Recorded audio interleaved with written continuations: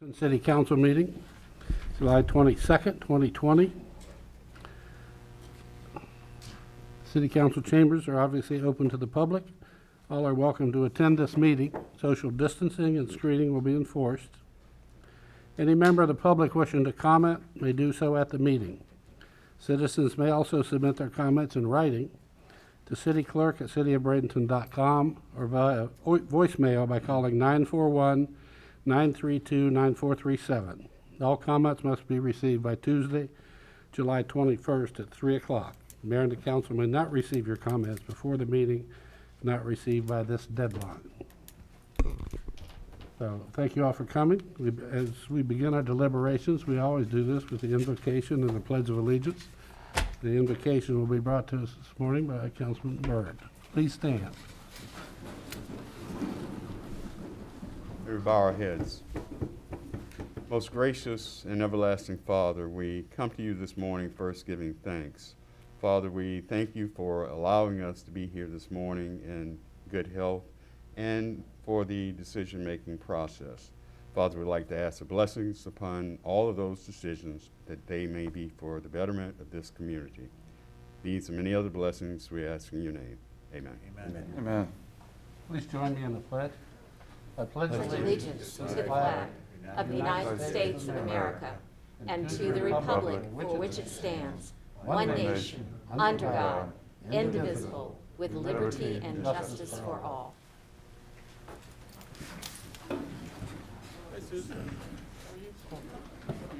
Good. Call the meeting to order. Ms. Bochamp? Good morning. We have no proclamations and we have no presentations this morning.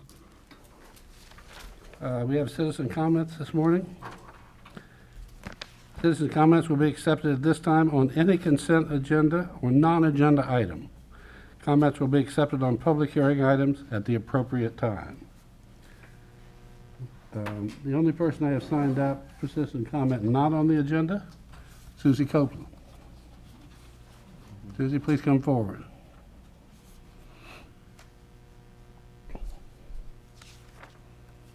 Good morning, Mayor and City Council. First of all, I want to congratulate Mayor Ann Barnaby for the appointment to the Ward 2 seat. Wish you much success in that endeavor. Susie, name and the address for the record. I'm so sorry. I know Susie Copeland, 1010 27th Street East, Bradenton.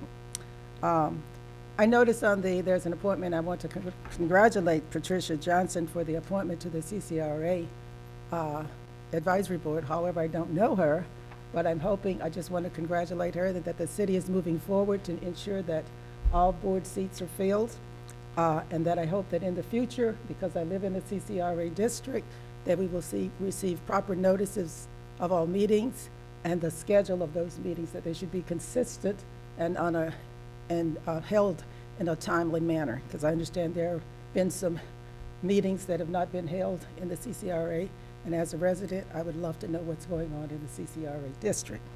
That being said, I noticed on the agenda that we also have a number of zoning request changes that's going to come before this board. While I am a layperson and don't understand the various terminology that's used in the planning department, when we see, and I see in a notice, that a zoning is changed from a T4R to a T40, I have no idea what that is. When I see a zoning change from an R3 to an R4, I have no idea what that is. And so I would recommend that in the future, when your notices are placed, that you give a little bit more description of what those zoning changes just really are, because most lay people just don't know what they are. And it would just make things so much easier for me as a citizen to better understand what's coming before City Council and what you guys are approving. Thank you so much. Thank you.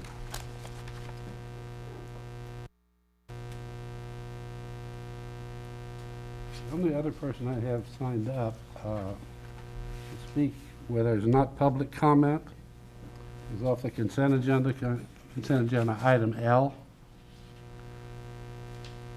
I'd like to pull that from the consent agenda.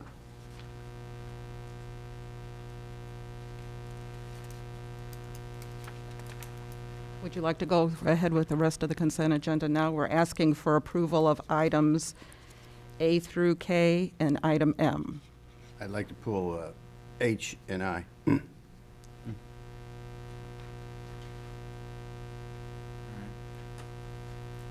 Patrick, you have something? Yeah, I just wanted to, it could probably be done pretty quickly. I'm just,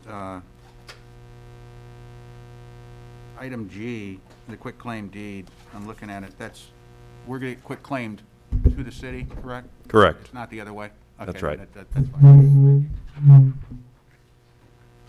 Okay. Any other I'm items? fine.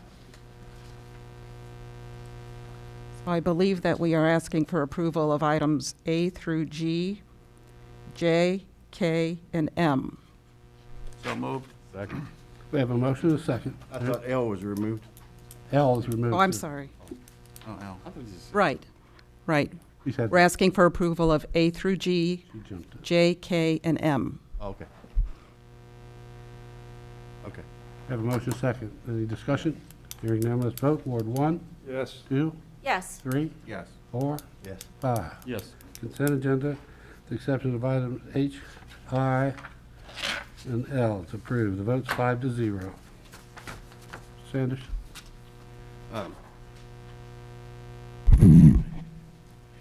I'd like to know Resolution 2055 Nuisance Abatement Board. When we appoint these boards, is that the mayor's responsibility? Yes. And so why do we have to consent to agree to it? I'm sorry? Why are they on a consent agreement? Why do we have to agree to it if it's already a done deal? It's not. You bring it forward, mayor brings it forward, council ultimately approve. That's So what if we disagree, then what happens? Appointment doesn't take place. Doesn't take place. Well, the first one is this lady that came in here a couple of months ago and said she didn't want anything to do with the city. Now is going to be on a board. I have a problem with appointing somebody to a board that publicly speaks out and says that they don't want anything to do with the city. They're upset. It may have been a specific item they were upset with. Well, yeah, there was a specific item that defended you, but I would be opposed to that. And the other item was 2050, I'd like to know what the other council thinks too. 2056, this person, don't even know him, but they don't reside in the city. And I thought there was a rule that Reside provided, in the city or a principal place of business is in the do city. they have a place, does this person have principal place of business? Do they? Okay. Because I made an appointment to, or I made a recommendation to somebody that didn't live in the city, and it was turned down, so I just think that the rules are made up as we go, and I have a problem with those appointments. And I just don't understand why I have to approve them if I don't have a say in how they're appointed. Well, in terms of making it up as we go, this is the way I've done it for 20 years, so. Well, I was in a courtroom one new. time that the guy said he hadn't been stopping at that stop sign for 20 years, and the judge said, that's too bad, you have to now. That doesn't have anything to do with what I'm talking about. I know, but sometimes people do things for a long time and get away with it. That's my point. You'd think, thank you, that's my point. I just don't think I think that I ought to know what the rules are, and I'd be willing to play with them, but appointments to boards without a say, when somebody's vocal, says they don't want any involvement with the city, I just think that's not a good appointment. Okay. Does anybody else have an opinion? Well, do we have a motion on the table to have discussion, or do you just want to have a free wheeling I discussion? think we're just having a discussion. There's no No, motion. we don't have a motion. He's No having a discussion on the two resolutions he wanted to pull from the consent agenda. Well, Mr. Mayor, as I understand it, the rules for the planning commission is it's an either-or situation.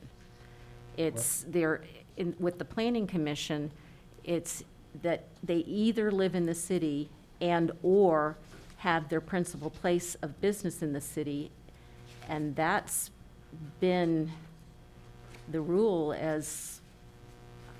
that's what I learned when I started in 1998. And I know I was not here the last 8 years. Did the council choose to change that? Motion? Mr. Mayor, our boards and commissions are generally defined either by an ordinance or a resolution or through the code book.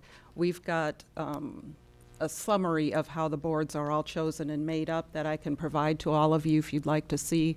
They are all different. It depends on what their process is and what their goals are, but they are all defined, so I'm happy to put those out to you all. Well, I appreciate that, because I've been trying to understand this for a year and a half and still haven't got a straight answer, even as of this moment, because we have, and I'm not going to name names here because this is not about personalities.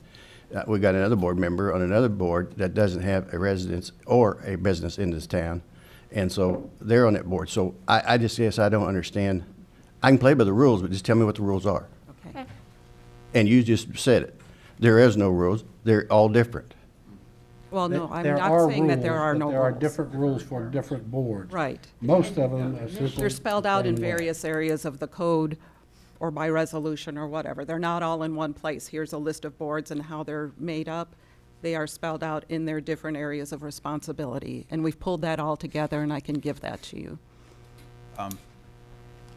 I do, since it was brought up, I didn't catch this, but on the nuisance abatement board, the one individual does have a home address in the city. The other one doesn't say an address at all, or that the business is in the city. There's nothing for me to go on by that. That's what I was getting at, but the first item was the outspokenness of that individual, didn't want to have anything to do with the city. I'm just. And so that was my concern I there. guess, right to freedom of speech, but Wow. I would say that I would like to see an address, either of a business or a home. I don't see either.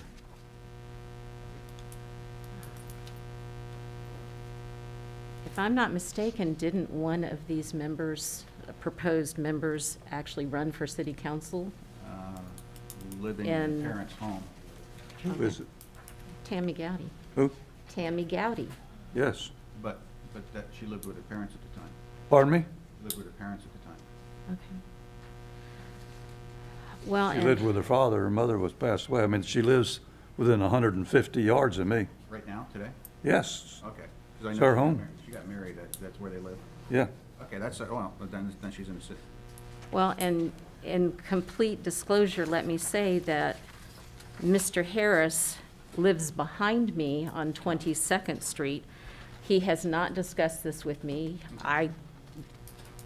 And I did not discuss it with him prior to the vote. That's fine. So- I guess in the future, I'd like to see either a business address or a home address in the city. The qualification. That's fine. I'm done. So Chair will entertain a motion for items H and I on the consent agenda.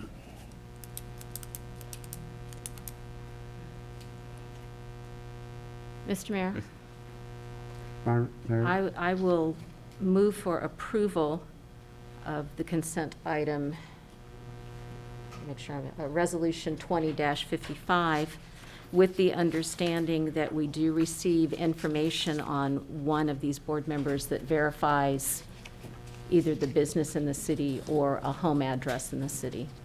Okay. Second.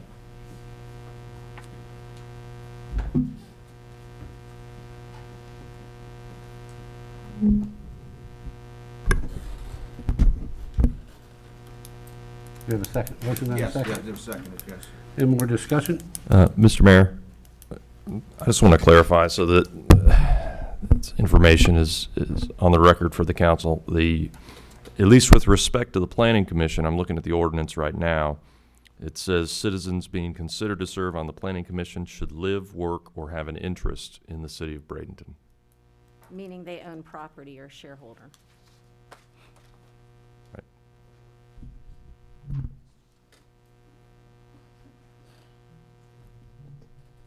Well, my motion is just to approve 2055 at the moment. Correct. We have a motion and a second. We have a motion and a second. On which one? On 2055. H. Okay. Item H. H. Nuisance Abatement Board. Okay. Is there any more discussion? Hearing none, let's vote. Ward 2, Yes. 3, Yes. 4, No. 5, Yes. 1. Yes. Resolution 2055 is approved, votes 4 to 1.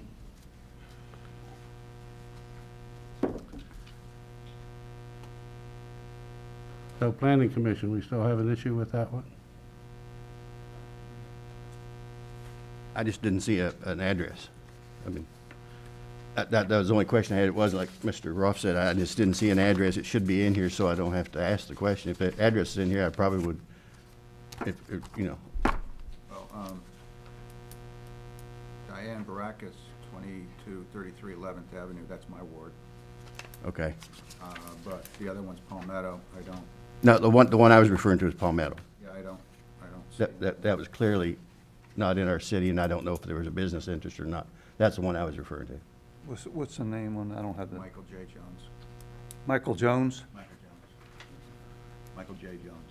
It says that he's employed by Myco Trailers LLC, and the address is 2703 29th Avenue East. Where's that? That's down to Mixon's. Your ward? Down to Mixon's. That'd be in the county, right? Yeah, unincorporated. So he wouldn't have a residence, and he wouldn't have a business. He's working for a business that's in the county, so he wouldn't qualify.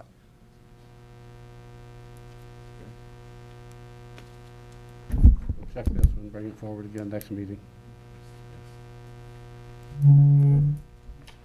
Mr. Mayor, Ms. Bartley? unless this is going to cause a problem, I would like to table these appointments until the next meeting so we can get That'd be fine. Good. corrected information or an update. Table in motion, second. Yeah, we've got a tabled motion. Second. Perfect. All right, tabled motion, we don't have to vote on. No, you have to vote on them, you just can't discuss them. Yeah. I'm sorry, I can't. I said you have, with the tabling motion, there's no Still a vote. discussion, but you still have to have a vote.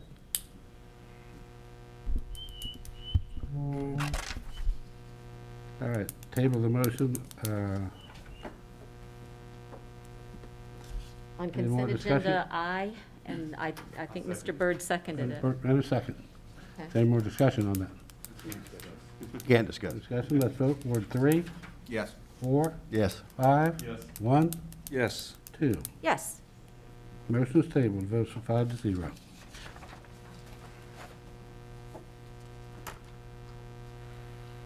And on Resolution 2060, written decision for Promenade Associates LP. We have someone who would like to speak on that? Is that the one you want to talk about, Mr. Mathis?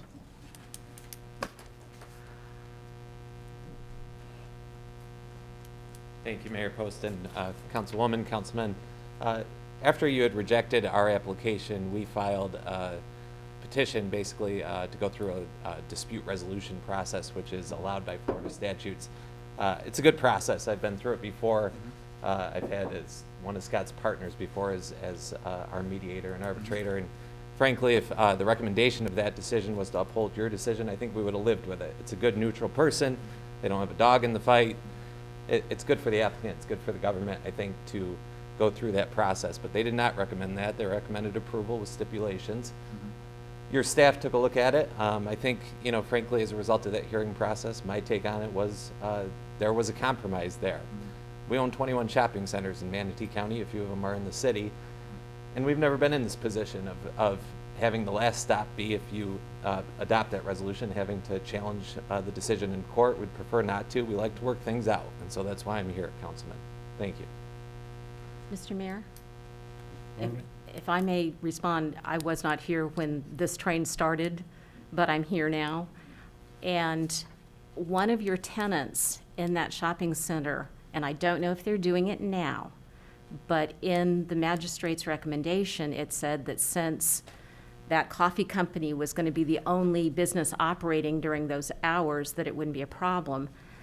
I can tell you that Pure Bar does, if things are all, back hunky-dory, They have 6 a.m. classes, they have 7 a.m. classes, Uh, because I've been there. Understood, And- Councilwoman. I think there was testimony about who the tenants are and that there are a number of tenants who are not open, like a Five Guys next door that generates a lot of But traffic. the is not open. magistrate's recommendation, what he said was, since there are no tenants open, but again, if, I have not been there since everything has started with this pandemic. I don't know what their hours are. It is still listed on their website, and I felt that the magistrate missed that significant piece of information. And I just wanted to let you know that that's one of the things that I based my decision on.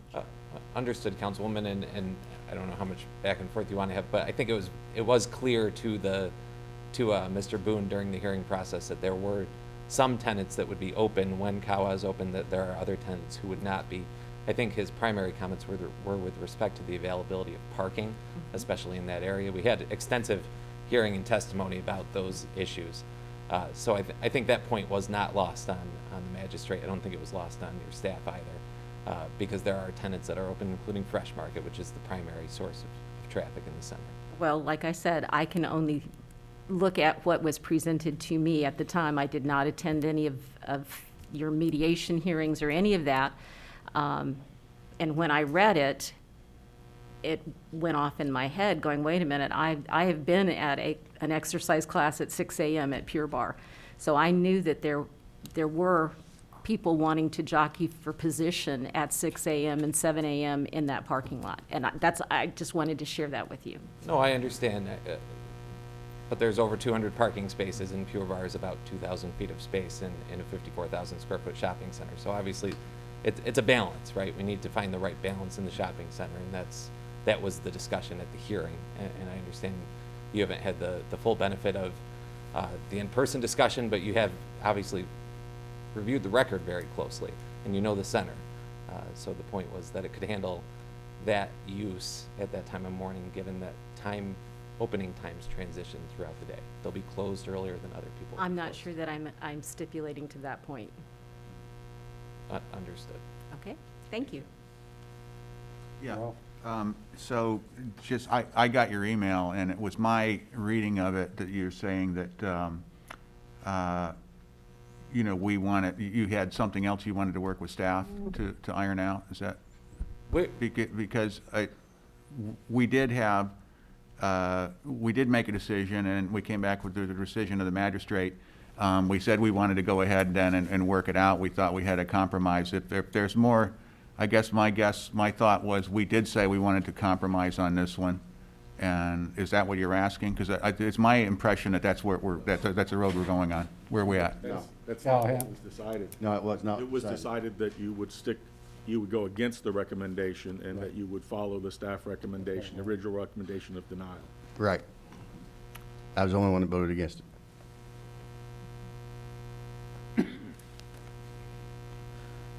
Well, We'd like to work things out, Councilman. Yeah. That's why we're here. But that's not what the council is. No, that's not what the council voted on, and I voted against it. I thought we should work it out. So okay. maybe we should All right. re-vote or something. I don't know. Well, Mr. Mayor, Councilwoman Barbie. and again, when you vote to table something, there's no discussion on a tabling motion. So I'm sitting here wondering perhaps if this was tabled for 2 weeks to allow Promenade Associates and our staff to sit down one more time to see if something can be hammered out, then as I used to say to my children, would you like a fast no or a slow maybe? Councilwoman, we've been at a slow maybe for a long time, and we'll keep at it. I mean, we want to work with you, and I think staff did come to a position that we were willing to accept as written. So I just want to make that clear. We're here to work it out.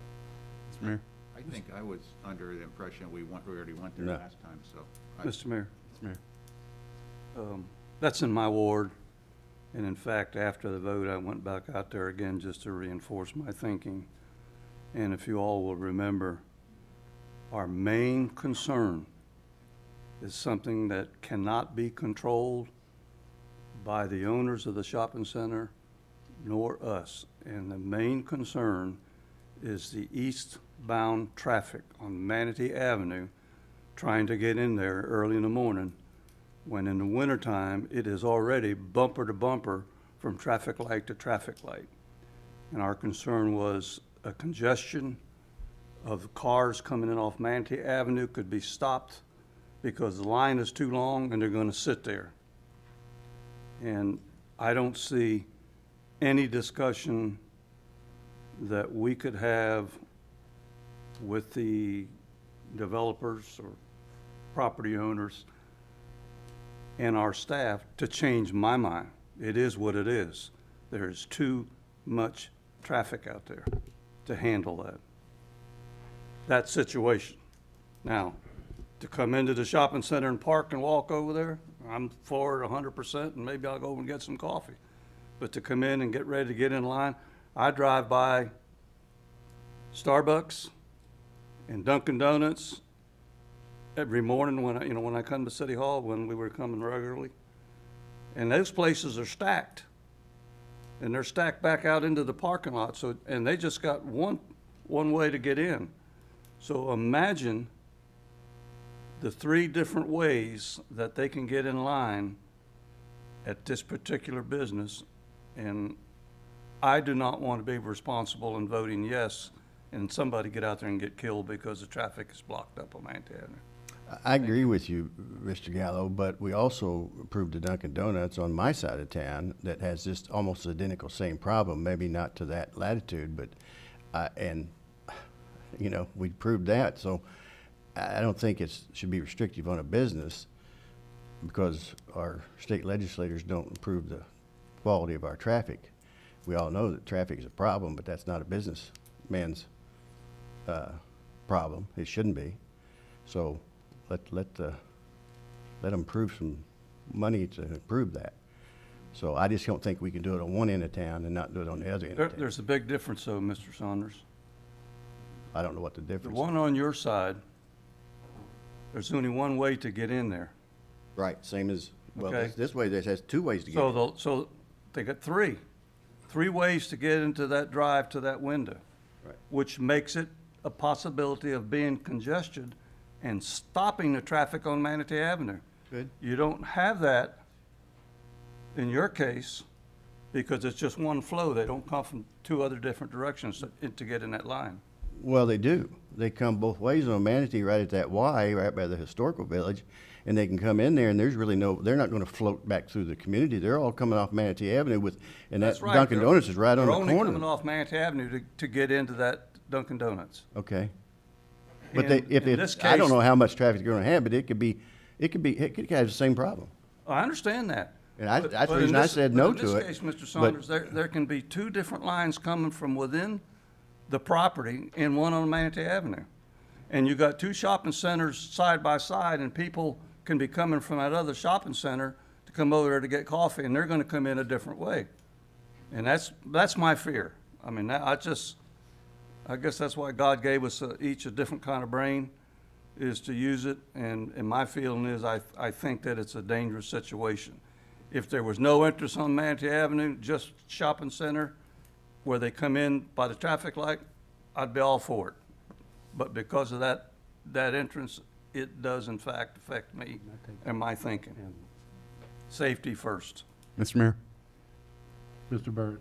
Seems as though we're heading towards a tabling motion here, so I'd like to make a couple of comments. I remember the last meeting, there was, I guess, an option to have some type of compromise. And as I remember, it was 3 different ways to go, either to support the decision that was brought forward or support that with a slight compromise or just denial. And we went one direction, and the primary reason was a public safety issue. And I remember that vividly.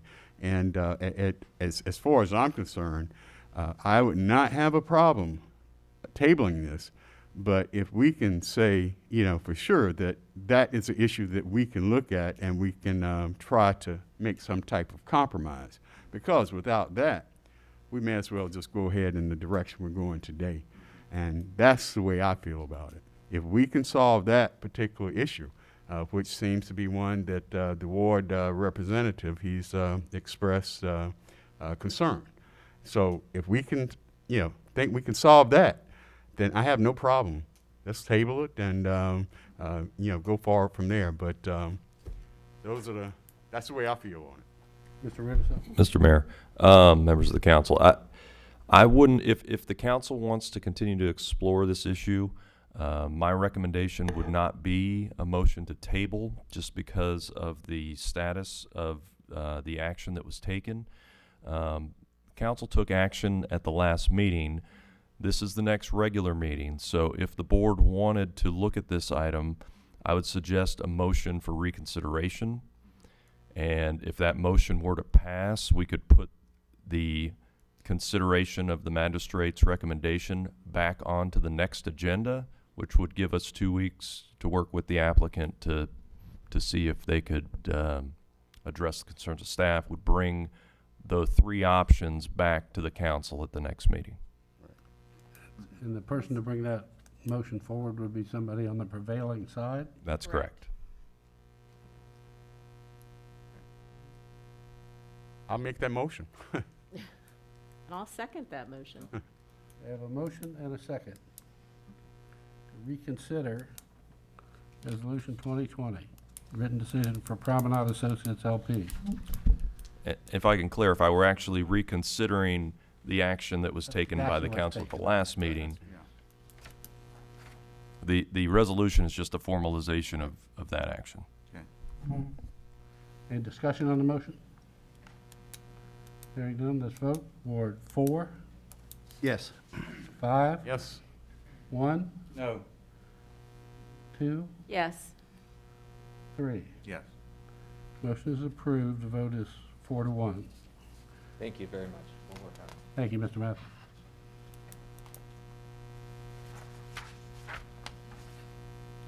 Ms. Bochamp. Next, under business advertising, petitions, hearings, and communications, we have 2 project resolutions from Vicki White. The first one is Resolution 2054, a resolution of the City Council of the City of Bradenton, Florida, approving HLMP Wind Mitigation Loan 667 for $12,660 and providing an effective date.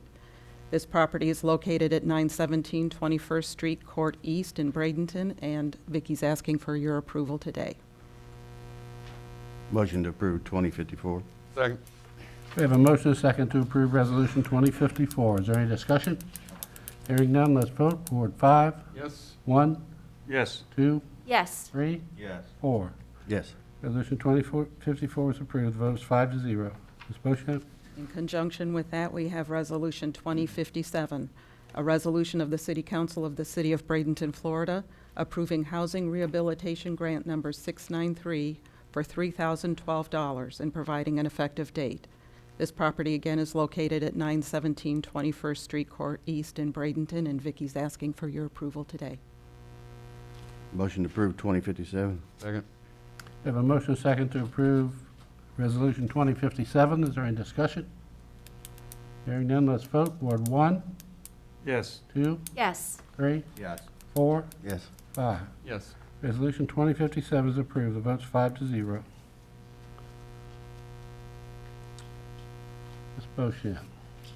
Next, we have the first reading and public hearing of Ordinance 3058, an ordinance of the City of Bradenton, Florida, providing for amendment to the City of Bradenton Comprehensive Plan Future Land Use Map, changing the future land use designation from low-density residential to medium-density residential for portions of property located at 420 Salt Meadow Circle, and more particularly described in Exhibit A, providing for applicability, providing for severability, and providing for an effective date. Again, this is a public hearing, and you'll be asked to approve the transmission of this ordinance to the state for their review.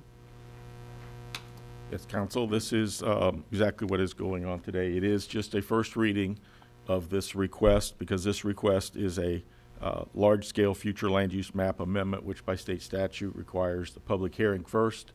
If it is approved, it would then go to the state of Florida for review, and then ultimately come back to the city for a second hearing and final approval at a later date. I think Marshall is here probably to discuss, and I think the applicant probably wants to discuss as well.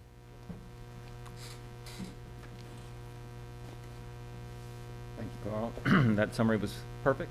Marshall McQuarrie, Planning and Community Development. Can you hear me okay with the mask, or should I? Okay. No. If you need me to speak up, please tell me to. Try to avoid contaminating this mic.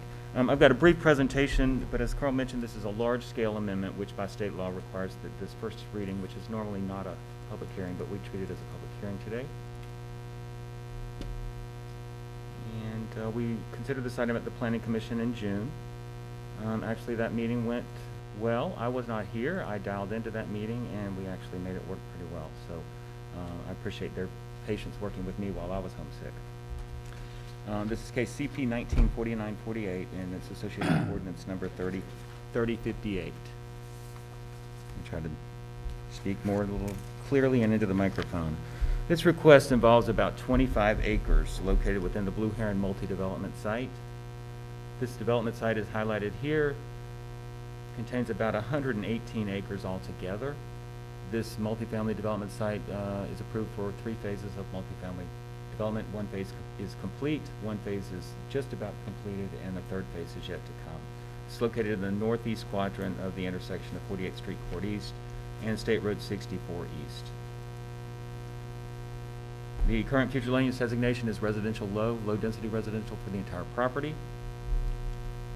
The zoning is R1 with a PDP overlay. There's a planned development project overlay that allows for the development to occur as it's currently approved. This is the request to change the future land use map. You notice the areas in orange are requested to go to residential medium density. The entire property cannot be requested to go to a higher density for reasons we'll get into in just a few minutes. But these are areas illustrated for the purpose of the change. The 25 acres is comprised of these orange areas here. This represents the overall development plan for the site. It is, as I said, just under 118 acres. The approval dates back to 2006. 3 phases totaling a total of 584 units are approved within this development today. Phase 1 delivered 264 units, Phase 2 just about complete, 192 units, and there are another 128 units to come in Phase 3. Property, again, currently under low density. Under that acreage, the residential unit entitlement on the property under the current future land use designation is 705 units. So that is another 120 some odd units that they are entitled to, that they don't currently have development rights for, and they would have to come back and request to use those. What they're asking for today is to increase that total development by another 103 units.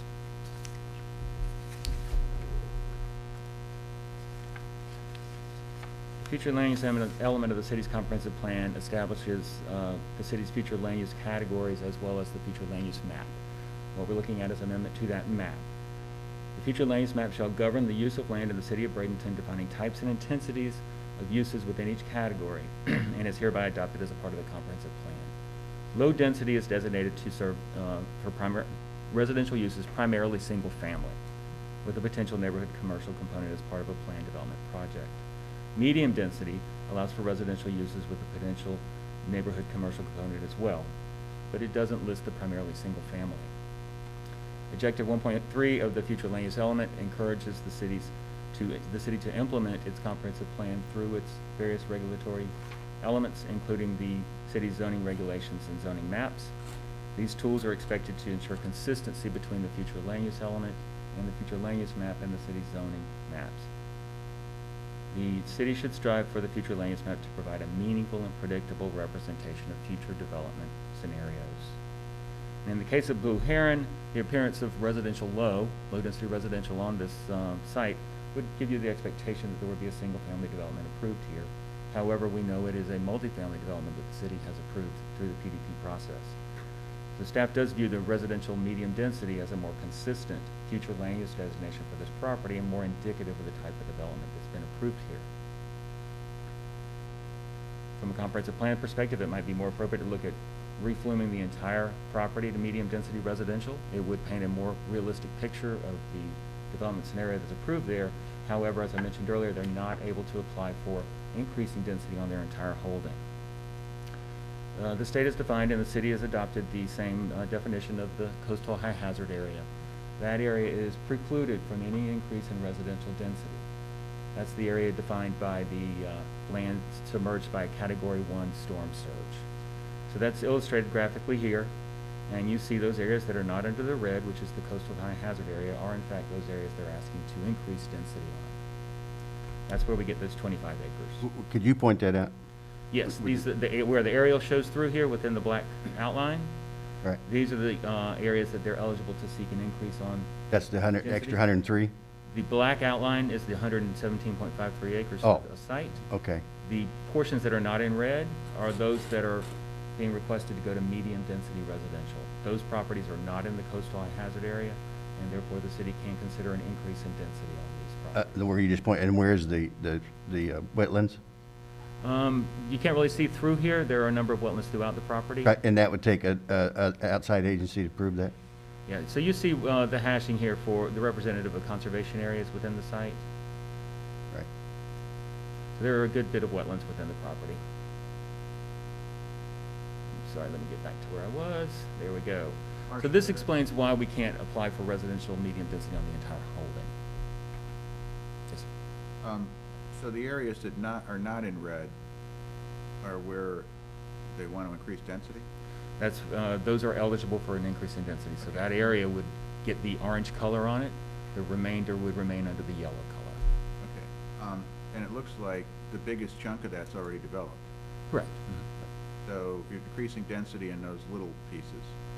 Applying density on those pieces, which is allowed to be used throughout the site because it's unified under common ownership and common Throughout zoning. the site. So it's through the PDP that you regulate how those units get built. Okay.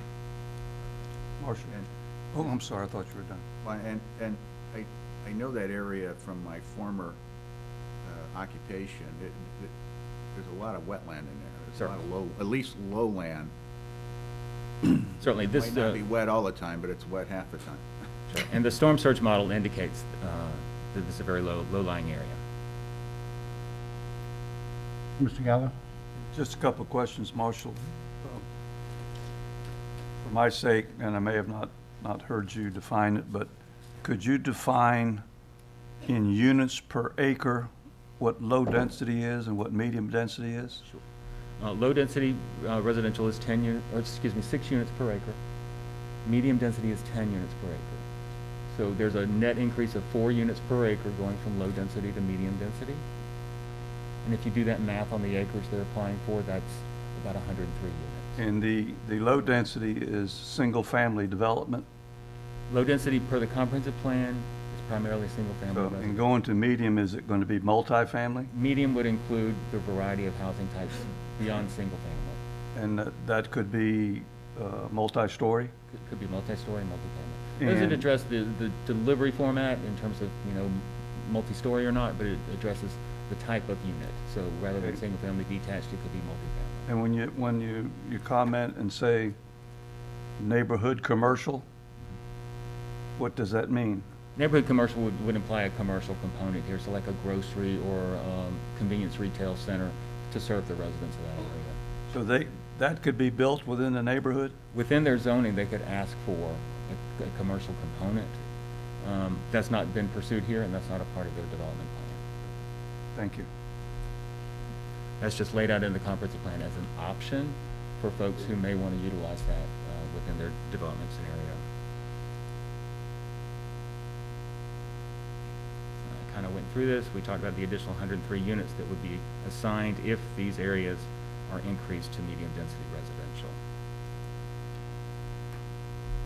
Just a couple of points here from the application. We were, and you've got in your packet, the 2017 traffic analysis, which demonstrates adequate capacity in this area to support Blue Heron if built out to 802 units, which is just short of the maximum 808 that we're currently looking at possibly entitling the property with. The analysis showed that no improvements were required to accommodate that additional traffic.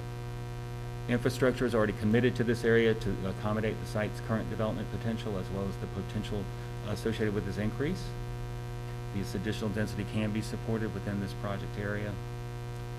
and I think it's very important for you all to understand and for the public to understand, that this approval does not automatically increase their development rights on the property today per their zoning. It allows them to come back to you at some point in the future through our PDP modification application to do what's called a major amendment to increase their unit count from the current 584 to whatever number they may choose, 808 or fewer. That's their maximum they could ask for. So this change doesn't automatically mean they're going to build more units here. This change does not affect their zoning yet whatsoever. That would be a second process, which would require the same public hearing process through our planning commission and city council to see how do they want to modify this development plan to use those additional units? Where are they going to put them? Is height going to go up? That's all going to be something for you all to consider and discuss, should you choose to increase this density base. Marshall, just want to make sure that everybody also understands, because there's reading a lot of the letters coming in. I think people are thinking that if you deny this, that next 128 will not be built, and that is not the case. Those can be built regardless. Correct. Yes. Let's please understand the current zoning allowing the 584 units is on the books. It's good. They're perfectly legal to complete that. So this change doesn't modify their development scenario in terms of adding land to it. The same land is going to be impacted. It just allows them to put more on it. Marshall, it says right that the applicant, the traffic analysis in 2017, that area is newly developed. Was that when it was originally developed? That 2017 includes all the developments that have occurred that you're seeing recently come up, because those were all entitled many years back. So the developments just coming through from things that were approved back in 2004, 5, 6, 7. 2004, 5, and 6. Yes. This one originated in 2006. Okay. My question, where I'm wondering is, so did we have an agreement in 2006 that in place for this, for where it is, and then now we're... The agreement would be the PDP zoning that was approved to allow that development to... Okay, in 2006. Correct. This is basically a request to change the PDP. No, not yet. Well, if it... The PDP sits on top of the future land use map. Yeah. So this is a request to change the future land use map, which is your entitlement pool. Yeah. Your zoning is how you use that pool. So they want to increase that entitlement pool by that 103 units and then come back later and address it with the zoning piece. This would be a proper step to take. This is the Try to get- correct first step to take. Correct. Okay. Glad to take any questions, but I'll move on to our recommendation. We do find that the proposed change would allow the continuation of the existing entitlements assigned to the subject property through the PDP, while introducing the potential to add up to 103 units. In accordance with Objective 103 of the future land use element, the proposed change would provide better alignment between the future land use map and the city's zoning map, and provide a more meaningful and predictable indicator of the subject property's approved development plan. We do recommend approval of the requested future land use map amendment, and the Planning Commission, in their consideration in June this year, recommended favorably as well. As Mr. Callahan mentioned, your approval today, if you choose to do so, would allow us to transmit this to the state, where they have a 30-day review period within which to offer comment, and they send those comments back to us. If there are comments, we can address them. They may provide objections. They may provide recommendations. So we look at what those are when they come back. If there are any to address, staff will try to address them and or bring them back to the council to consider. But this does not become effective or become adopted until that second hearing after those comments come back from the state. Any more questions of Marshall? I'll be available for questions should any arise. Thank you. Please let me point out, you all should have received public comments that were submitted via email prior to the meeting. We had a shut off at 4 o'clock yesterday to accept those, and they were submitted shortly after that. So hopefully you all got that, and those should be considered a matter of record. Thank you.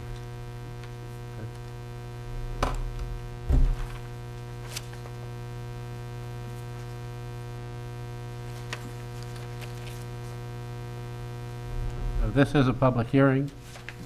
Let's open the public hearing. Anyone who wishes to speak in favor of this ordinance, please come forward.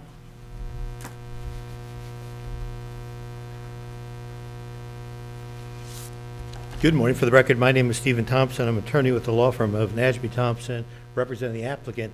I have not been sworn. Are we taking evidence under oath? Got to tell the truth, Steve. I want to make sure it was confirmed. Do you swear or affirm the factual statements and factual representations you're about to present to this council will be truthful and accurate? I do. Thank you. Thank you. Also with me today, I have Tim Reidner with Cedarwood Development, also the project planner and environmental consultant, Abby Naylor. Again, this is a transmittal, and the first reading, typically there's not a public hearing portion of it. But again, this has caused some concern within the neighborhood, so I think it's important for us to make a brief presentation in regard to our request. I think the staff has done a very comprehensive job as far as the analysis and the review, and we certainly support the staff report and recommendation for approval. Again, what we're asking for today is really just the transmission of this request up to the state for their review. But again, going back to the property itself, this, I think, is really located in a property that really we should be encouraging additional density. The property is located immediately adjacent to an existing commercial development that's anchored by Publix. And just to respond to Councilman Gallo, we are not going to propose any kind of commercial.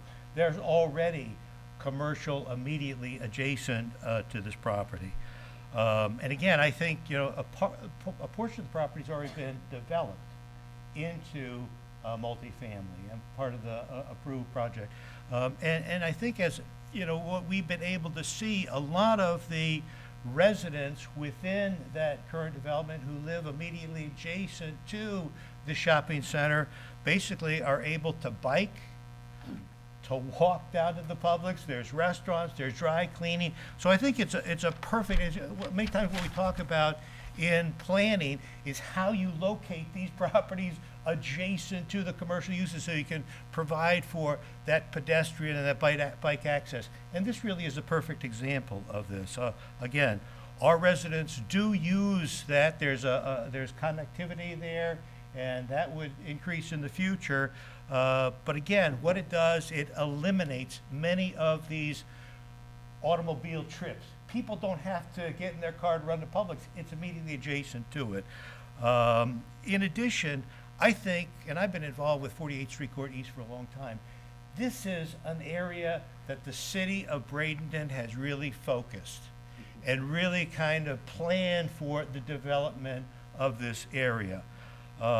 There's adequate and available potable water, wastewater. 48th Street Court East is a relatively recent road, very well built and maintained. And again, at the north end of 48th Street Court East, the city put a water tower. So again, there is sufficient utilities in place to serve this property. Again, I think this is a property, it's really appropriate. When you take a look at zoning, what you want to do is you have commercial, and then you basically attempt to put more of the medium density there, and then single family. I think this is a kind of a casebook example of good planning and proper planning.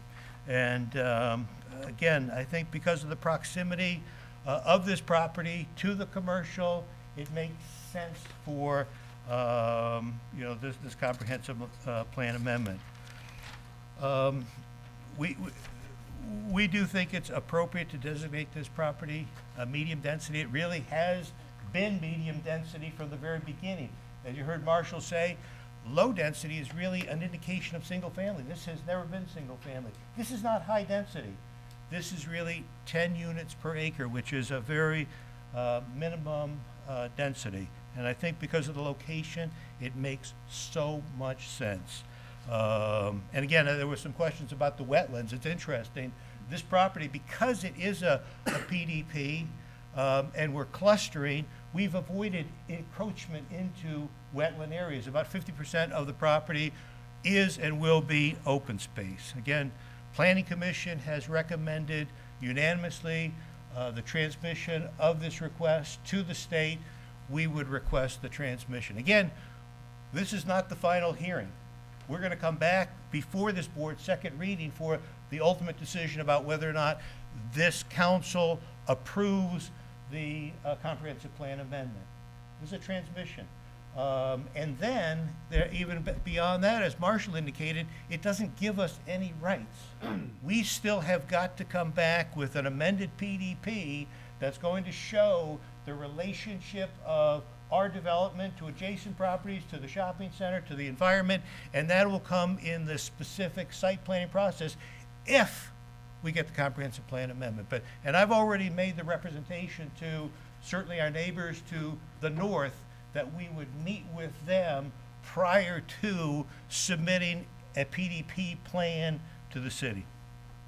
Thank you. I just again recommend approval of the transmission of this comprehensive plan amendment. Any questions of Mr. Thompson? So what's your opposition to single-family residence there versus the multifamily? It really, because of the site itself, really doesn't lend itself to single-family. You know, you have to have a minimum number. I mean, it really is, because of the environmental issues, it really makes more sense to attempt to cluster these and remove these buildings outside of the environmental areas. I'm sorry? You'll get your chance. I'll ask the question. Why doesn't it lend itself to single family? How many units have you looked at it? How many units would be there if it's single family versus the? We haven't looked at that. I mean, we can Probably certainly do that analysis. 20 or 30, probably. Maybe, but we haven't done that. I don't mind telling you, we'll do that analysis if we get the comprehensive plan amendment, and we'll do a couple of scenarios in the PDP, amended PDP. Would you be willing to look at both? Sure.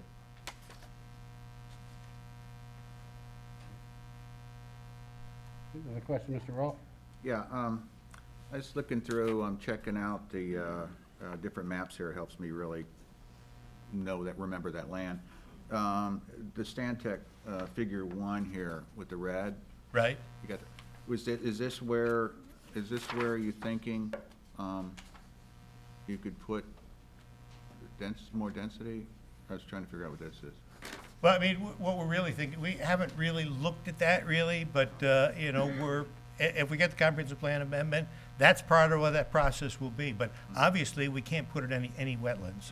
There are certain areas we'd like to be honest with you, is to kind of move it more towards the east and downwards, and minimize, you know. That was going to be my other questions.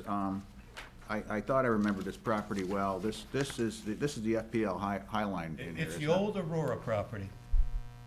There's a major transmission line in there. Yes, there is. Okay, that's so I know where I'm at. Yes. And is there any possibility of tapping into these roads over on this side? I don't think so. That's all in the county. We kind of took a look at that at one point in time, but it's the way that they have configured that site, it makes it virtually impossible to do that. You sure of that? I can ask Representative from Cedarwood, but I think we took a look at that a long time ago. You want me to? Well, just out of curiosity, Sure. because it seems like a lot of the opposition is loading traffic onto 48th Street. correct. So is there a way to mitigate to get some traffic over here? I'm just curious. If the answer is no, it's no. I would say no. Okay. Mr. Mayor, I don't mean to take a swipe at the county, but one of the differences between the city and the county is the city likes to maintain a street grid. The county allows people to develop these areas almost like an island unto themselves and not connect anything. Yeah. It's just a different philosophy. But I agree. that has been my experience, what I have seen between city and county development. Not that that's a swipe. Pardon me? That, it's, And I know, I mean, a lot of the questions are It is what's what it going to is. happen, you know, with the site plan. We're not at that point, but, you know, I certainly am making, you know, the planning staff, will certainly force us to take a long, hard look, and we'll be working with the neighbors to the north of us in regard to site planning process. But we really, I mean, the first step in the process is this comprehensive plan amendment. Thank you. More questions, Mr. Thompson? Thank you. We're still in the public hearing. Anyone else who wishes to speak in favor of this ordinance? Anyone else in favor? Anyone else in favor? Anyone in opposition to this ordinance? Joseph Sarnowski? Have a couple people signed up. My name is Joseph Sarnowski, 177 America's Cup Boulevard, the inlets at Riverdale. My opposition comes from the fact that having seen the traffic coming out of Publix onto 48th, when the light is red and everything is backed up, people cannot get out of the Publix parking lot to get onto 64 from 48th. Anyone who lives in that area at night, 48th Street Court has become a racetrack. There is no way for any of the developments to get out of there in an emergency situation. You have Tidewater Preserve down at the end, which when that was contemplated, our opposition was there's no way to get out except on 48. There's only that one road in an emergency situation. That fact still remains. You have added San Casciano, all single-family homes. San Lorenzo, all single-family homes. Blue Heron, all those multi-use developments. There is still only that one way out. Now, I can understand people will come through the cutout into the inlets, but in an emergency situation, people from the Reserve, Harbor Walk, and the inlets will also be trying to get out of there. Now, I don't know how this is going to be resolved, but I think it's a safety situation.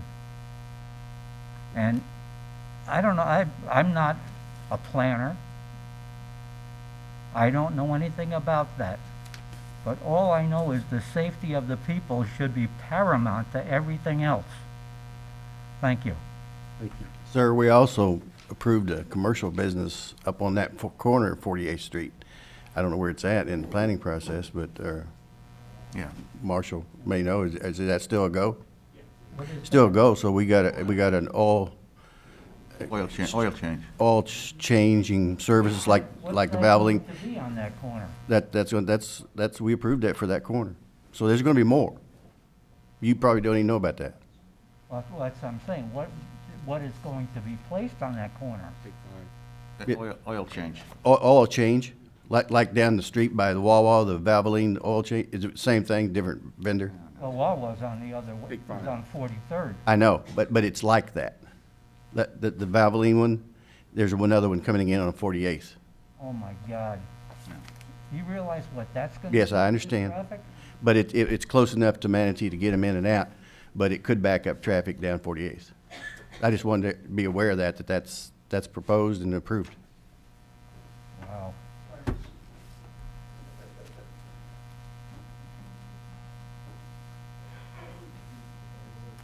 Ernest Emmerich?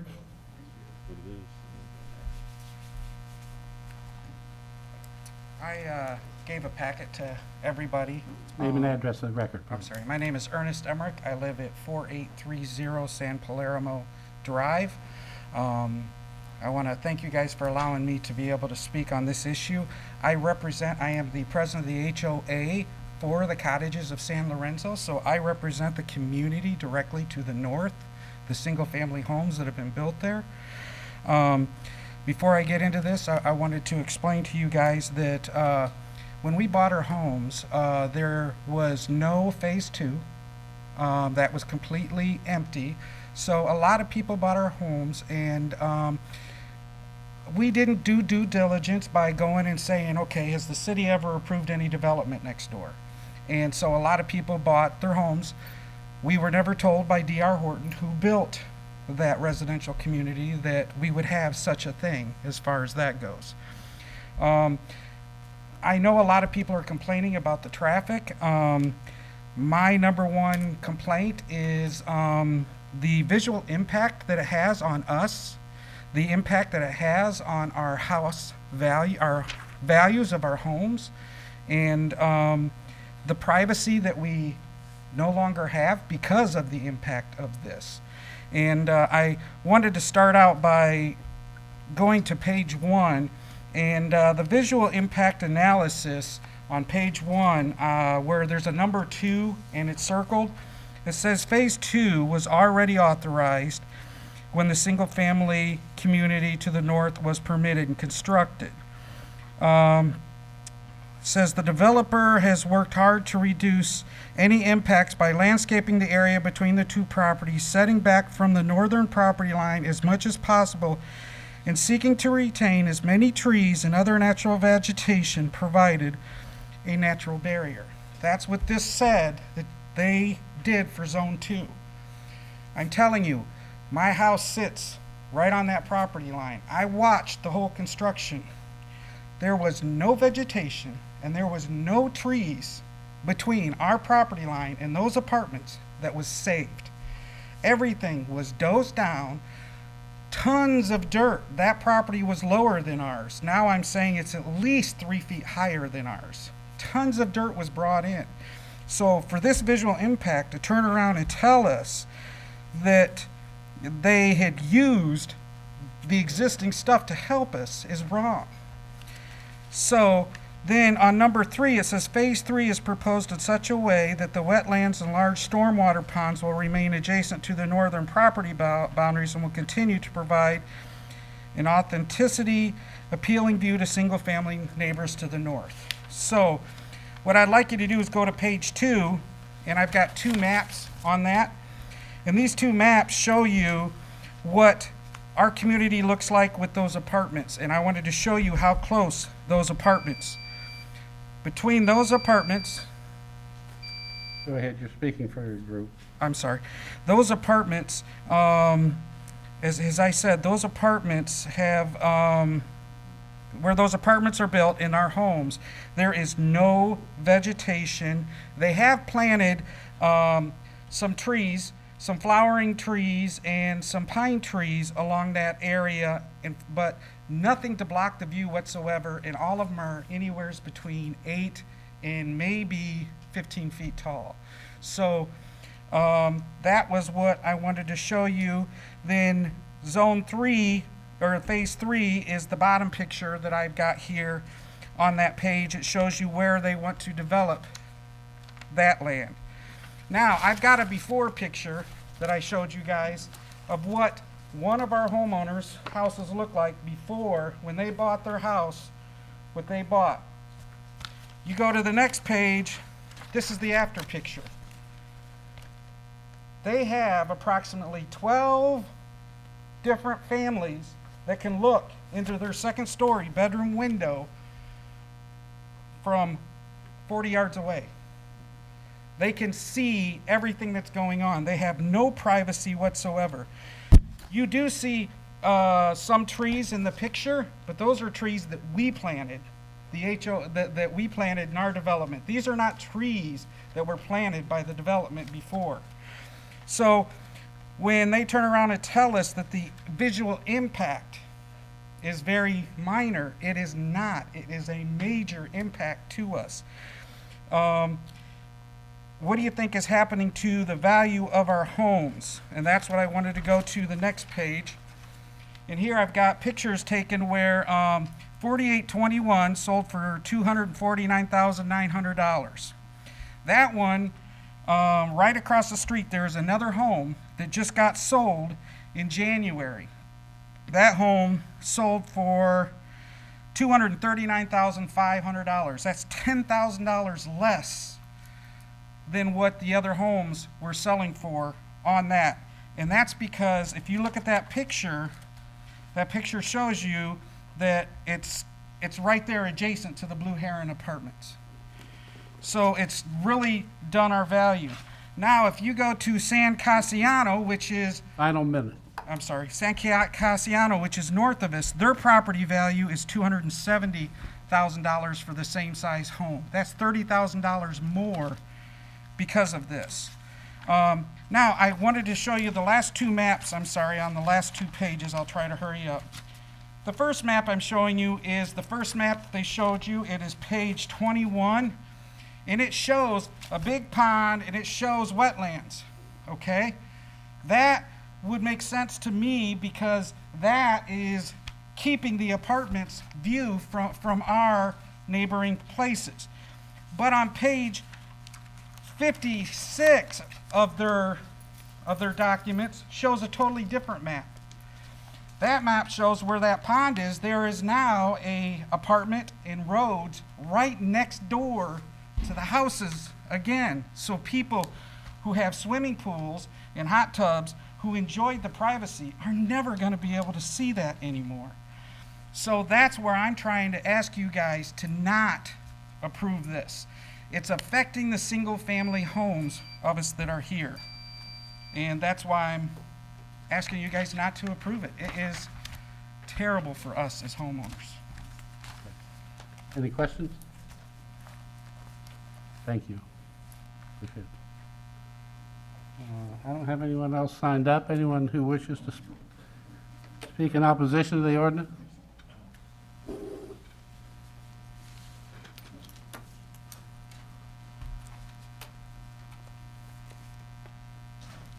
Name and address for the record, please. Yes, I will.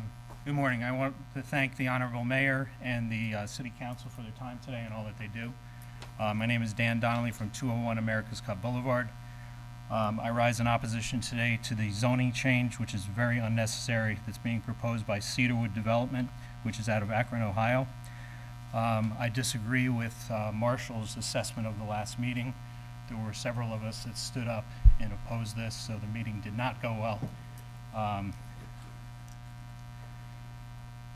As was mentioned, the developer is attempting to get approval for increasing building density from low density 6 units per acre to medium density 10 units per acre in the Blue Heron development, which is totally unnecessary.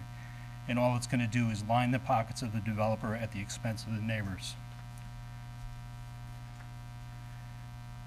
It's going to be disruptive to the neighbors because it's going to increase traffic onto 48th Street, which, as somebody else mentions, is already a racetrack over there.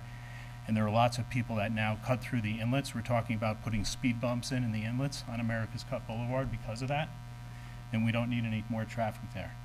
Why increase the zoning and allow them to put another 100+ units in there? It doesn't make any sense. It's going to increase the noise back there for the surrounding neighborhoods as well. It's already very noisy back there. It's going to absolutely increase the congestion at the neighboring shops, Publix, etc., especially during season. As a matter of fact, if the council votes for this today, if it doesn't vote it down, one of the things that I'm going to do is I'm going to call Publix corporate headquarters, and I know they're a big taxpayer in town, and I'm going to tell them what's happening here and tell them that they're going to have a cluster situation in their store. They're not going to be able to expand that store anymore. There's no room to expand that store in their parking lot. So they're going to end up with a bad situation. They're going to end up with people being mad at Publix about a situation that the city allowed to happen. The traffic study that was done in 2017 needs to be updated because it doesn't include the additional units. Marshall, also, you probably should have said something about the traffic study because the traffic study needs to be updated for the additional traffic that's going to come in with the Valvoline or whatever the oil change places that's coming in on the corner that the neighbors didn't know about.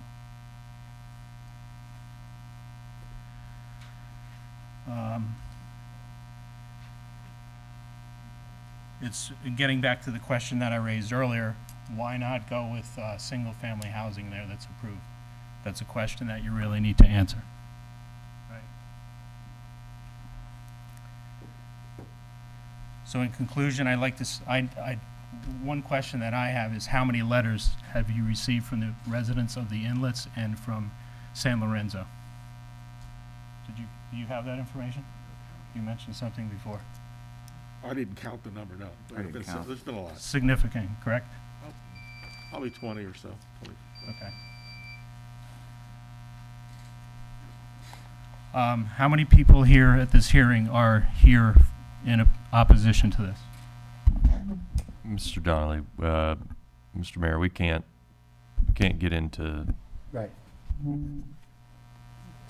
I'm just asking how many people are at the hearing in opposition to this, because they're not all going to get up to speak. That's my only question. I can't do that. This is a land use hearing. It's not a popularity contest. So I didn't say it was a popularity contest. The rules.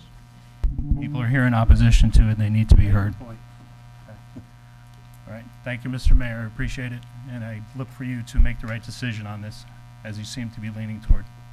Thank you. Anybody else who wishes to address the council?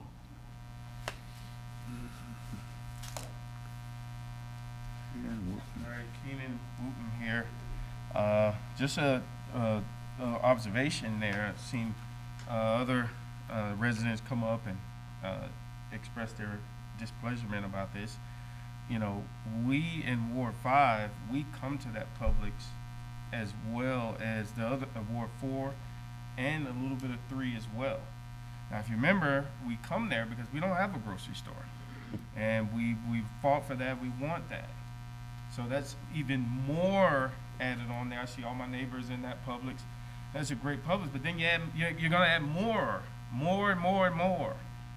You know, we have to start thinking about what's already been going on. I heard someone say, well, there's great planning, proper planning. Okay, but have you thought about anything else? Have you thought about the neighboring ward that comes across there every day to Publix? Have we even thought about that? You know, those are things that we have to come to the table with and sit with leaders in the community to say, hey, what's going on here? You know, do you come way over there to Publix? Because we do. I know I do. I see all my neighbors in there. And then we're going to add more to it. You know, I understand these residents and their concerns. You know, it's just more traffic, and more traffic there. And we come there shop every day. Now, on the other side, the west side of Ward 5, maybe Bravo, but they trickle over there as well. You know, so it's just a nightmare over there. And I can't imagine more with the entire ward already coming there. And you might say, well, you got the Dollar General. No, that's not a grocery store. I'm sick of those, you know, and that's why we go to Publix on State Road 64, because we don't have one, and we want one. So you know where I stand. Mr. Wooten? Mr. Wooten, I'm sorry, did I miss it? Did you give us your name and address for the record? Yeah, 1915 11th Avenue East. Thank you.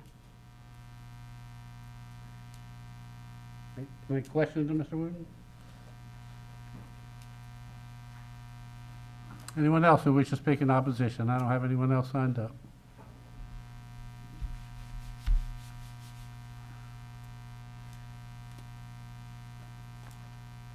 Susie Copeland, 1010 27th Street East.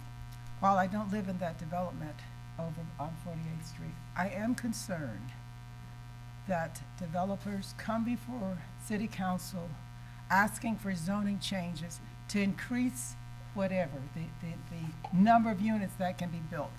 And one of the things that I know you all experience here in the city of Bradenton, Manatee County, our traffic is horrible.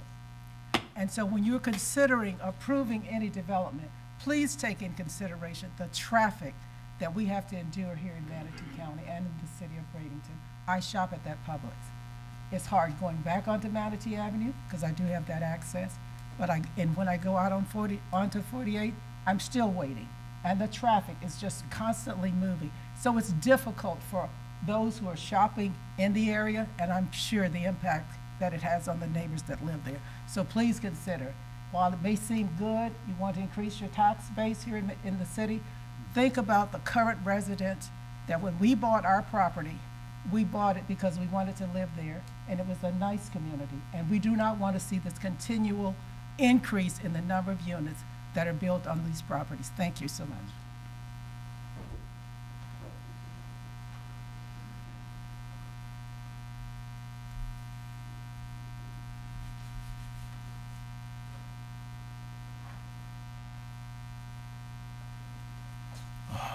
Good morning, Mr. Mayor, Councilman, woman. Thank you. Name is Nathan Buttram. I'm at 5008 San Palermo. I just wanted to start off. We did not know anything about Phase 2 coming in, just like was mentioned. I'm one of those people that is directly north of there, so my backyard went from being billed from D.R. Horton as a preserve view to now saying hello to the people directly out of my backyard that are elevated a lot more. They said that they would work with the neighbors to the north. I have yet to see any of that. We weren't informed, even though I was told from the person, the sales associate, that DR tried to buy that land, and that was already known, unless that's none of this. But we're looking at the numbers. They're looking to approve 102 or 103 additional units, which at 2.94 people per household, roughly 2 cars per household, you're looking at 460 cars additional, with an additional close to 700 people. With that being one way in, one way out, it has already increased. You also have the new unit behind San Cassiano, which is, I want to say, how many, 130 units or something like that, additional going in there, as well as the condos that just went into Tidewater. So you have all those going in and out. I've already seen an increase. A lot of people don't bike or walk there. A lot of people do take their vehicles to go to Publix, even though it is close. We probably should walk, but that is not the case. And the 2017 traffic report is not current. That definitely needs to account for all of the rest, and it seems to be on the maps that they're only looking for a density improvement in the area that's already built. So they're looking to already get those units just to add more that they can't get in the lower residential, if I'm correct on that. That they can't approve for medium density through the whole thing. That in their Phase 3 planning documents has everything already there as if it's a foregone conclusion. Now we have seen reduction in property values, and as well as just the visual impact and the lifestyle. I went from getting up every morning looking to a preserve view that we were told was going to be kept, that was going to have a barrier between the houses, to, like I said, we have 12 people from just there, not to mention the front facing with a parking lot from 3 other buildings that can look directly into our residence. Now, for myself and my wife and kids, everybody going out, I mean, that's just not what was built or planned or anything to us. So them saying that they were going to work with us and do it, I didn't even get a notice to this meeting, and I'm directly behind here. So I highly disapprove and strongly recommend that you guys take a position for the rest of us, and don't see why single-family homes can't be an issue. Thank you. Thank you. I have a question for, is what you said. How far out are we giving notices to residents? I know there's an issue with that, and I've recommended that we go further out. I think it's 1,000, how much? 300. 300, and I was recommending maybe 1,000 or so, but 300 feet, he should have got one. But he says he didn't get one. The listing was spotty at best, I checked it. Okay, so I have an issue with that, not only on this project, but other projects, because I think we need to expand that out maybe 1,000 feet, and to do, I've had that complaint multiple times. Sure. And in other jurisdictions where I've worked, it's a similar complaint. We rely on public records. We rely on property appraiser ownership information. If you're a renter, you're not going to get that notice. If you have recently purchased the property, chances are that ownership information has not been updated. However, that is the point source for ownership information in the state of Florida. And have we signed it in the community? Yes, our public notice is always a 3-pronged effort plus the web. 3-pronged being posting the property, physically posting the property, which has its limitations. You've got to see the sign. We advertise in the paper, a big display ad. Was it advertised? Was it posted out on 48th Street? It's posted on the property, advertised in the newspaper, and then the direct mail. Then, of course, there's also web posting of agendas. But it's a 3-pronged effort for all land use cases.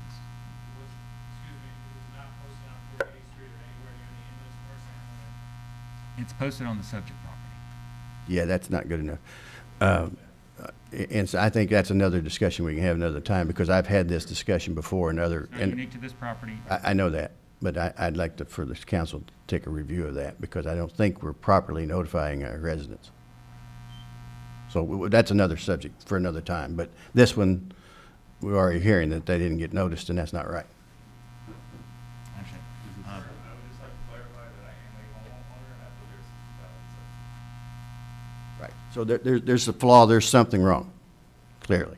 I can only rely on the records that I have available to me. I understand. They don't have problems when it comes time to send them a tax bill, though, do they? I wish they'd get confused in that time of year, because that'd be great. Good morning, Mayor, City Council. 5335 San Palermo, Ms. Marilyn. I just wanted to add to what the other homeowners had said. I purchased that property in 2018, especially because of the views that it had. Obviously, you pay for a premium lot. For me, it was the perfect place. I used to live in the county and make the decision to come and work and come and live in the city. Since I know the city for over 30 years now, okay. It's not gonna be a perfect place if we let the developers do this. If this gets approved, once they're done, they're gonna be gone and all the problems are gonna become part of the city. So I'm asking to not approve this. In reference to signage, I never saw the signage in there. Never posted on 48, never posted at the entrance of San Palermo, San Lorenzo, I'm sorry. Traffic is becoming a little bit of an issue with the second phase that they have, especially with the way they did the access to 48th Street Court. And obviously that's gonna go on to 64, you know, once it gets developed.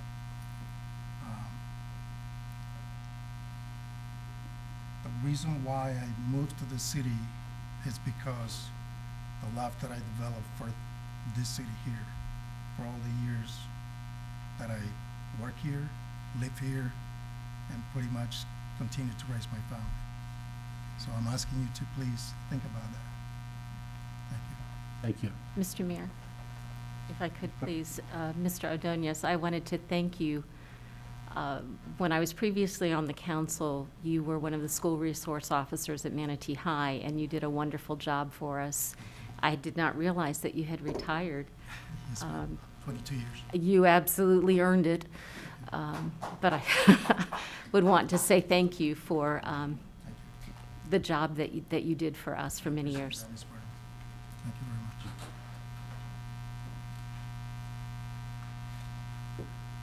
All right, anyone else who wish to speak in opposition? Anyone else? Anyone else? Hearing none? Close the public hearing. Scott, give us some guidance on what the motion ought to be here. Let's see.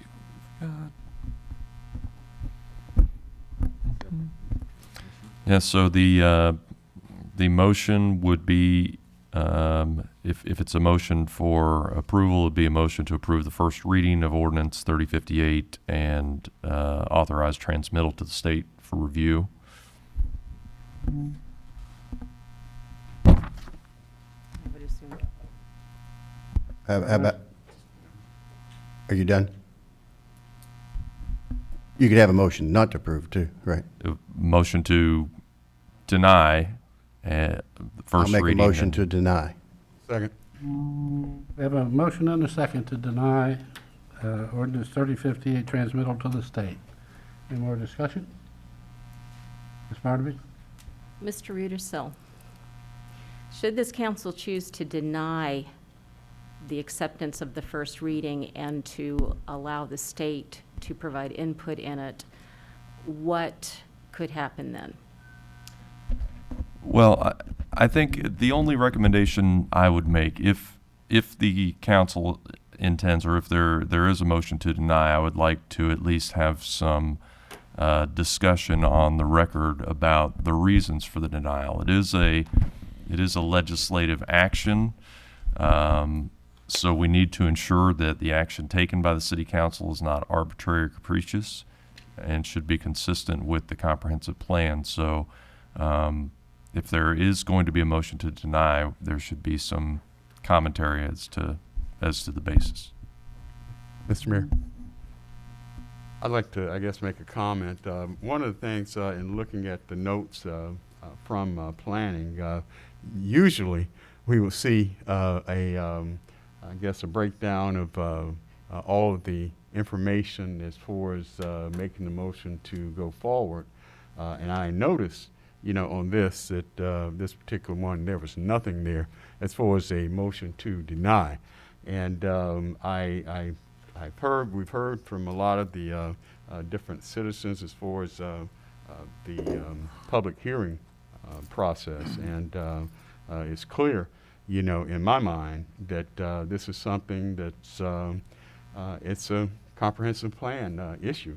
And either we go forward with it and send it to the state, or we make the motion to deny. And at this point, I'd like to ask the question to our city staff, because it was not within the packet that I had, what would be the proper wording if we did make that motion to deny, and then see whether the person making the motion will accept it and amendment to that. So it would be proper and legal. And that was a question, I guess, for the attorney as well as planning department. I think I'll defer to the attorney. The staff's recommendation was provided as a favorable recommendation. Okay. I saw If that. the council chooses to recommend denial, or to deny the case, that's within their right to do so. I believe what the attorney's recommending is that you provide some basis for that denial. Right, and I think maybe if there was some discussion by the council as to what the concerns were about proceeding, that maybe we could help formulate what that motion would look like.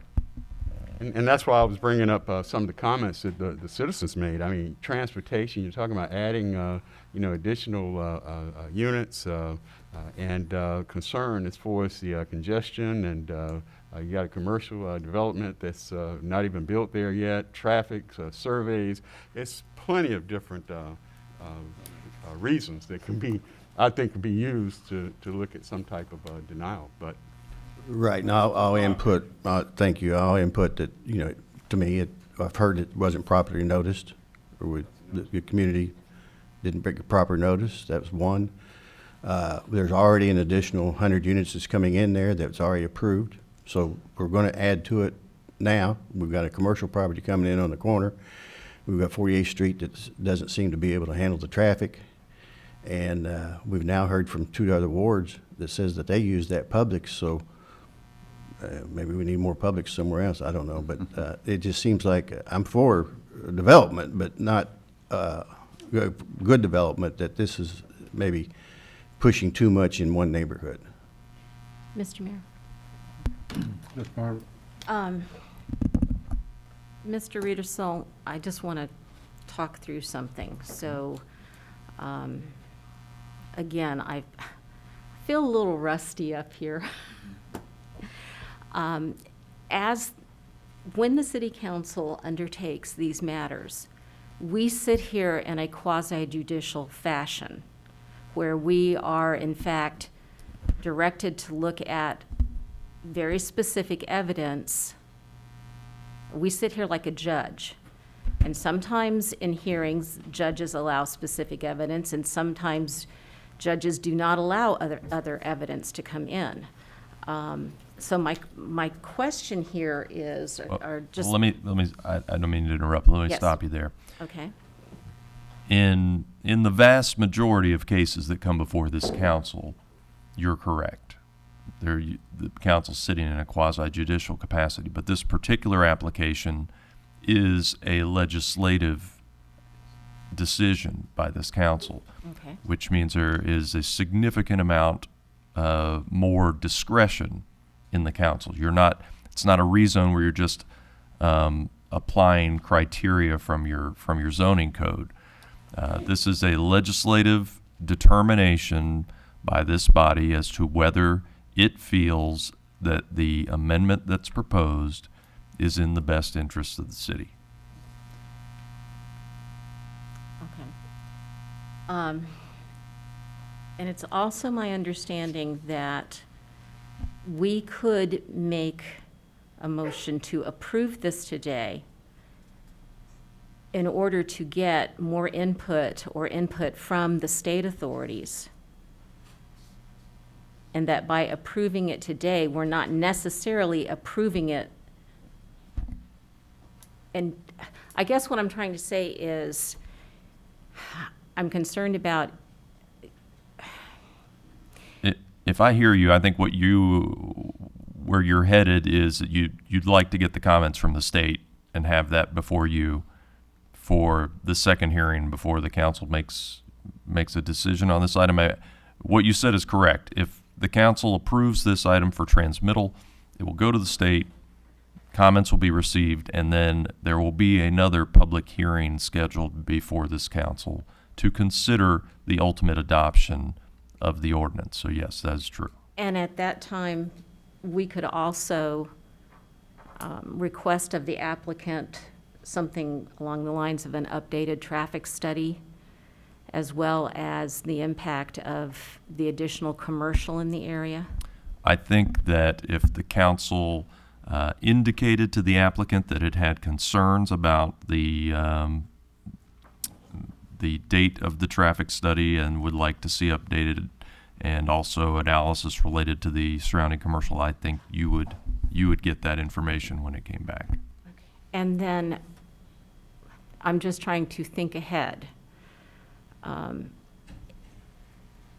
trying to, again, just trying to recreate in my mind the process so that and this is just an example, okay, this is a for instance, I'm trying to figure out exactly what can occur. So let's say that we do decide we want to have the state input and we were to approve it today and it came back to us, and if we had all of the input and chose to approve it then when the applicant would come forward, we would have another opportunity to talk about buffers and the exact plan, multifamily versus single family, all of those things. This is, again, I don't want people to leave here, if this council votes yes to submit it to the state and get more information, that we're automatically approving it. There's no automatic decisions being made. It's a multi-opportunity process. Or I also don't want them to think that should the council vote this down, that the applicant does not have the ability to do development on that property, because at this point in time, they already do. I'm just trying to understand, am I being correct with all of the assumptions that I have made backwards or forwards? There was a lot in there, but I think the answer is yes. Marshall is probably a better one to provide commentary as to what exactly is approved there now. Okay. But going to your initial comment, yes, the site planning issues would be addressed if the council were to ultimately approve the amendment. The site planning issues would ultimately come back in a major amendment to their PDP. Single-family residence was approved right now. Is it not? No, I don't From believe medium, so. What's currently approved right now is the multifamily development that's currently being constructed there. from low density to It medium. is strictly multifamily that's been approved to be built. Okay. It's the What- density that's going to change. What would change is the Low to base, medium. underlying density, and the point that staff was making is that the density, or the medium density land use that they're asking for does introduce the notion of multifamily development, whereas low density does not. Back to your question, if I could, in acting on this, should this get transmitted to the state, and let me please remind folks, the state's review is limited to areas of critical state concern. The state is not interested in interfering with your authority to properly conduct your business. It is unlikely there'll be any major comments that come back, but they could. There are other regional agencies that have an opportunity to weigh into if they choose. So that commentary may not be giving you much guidance. It's ultimately going to be your decision. You cannot condition if this comes back from the state and you want to approve it, you cannot condition that approval on a guarantee of buffers or a guarantee of this, that, or the other when it comes to the site's design. You can discuss those things, but only when that PDP amendment comes back can you really get into those nuts and bolts of this buffer must be this, these buildings can be no higher than this, that type of detail. The land use amendment will stand on its own, so it cannot be conditioned. Does that help? And yes, well, and that is why many times I feel that our citizens, us as citizens, may not have a great deal of experience with this sort of thing, and it's not as easy as voting yes or no at times. And again, if I'm incorrect, tell me. I also know that should you deny someone the right to develop their property, then you are looking at what I believe is called a taking, and then you get into more difficulties. Let me just make sure on the record, we've noted that this property is already authorized for development, so Right. I don't have any concerns about a taking in this scenario.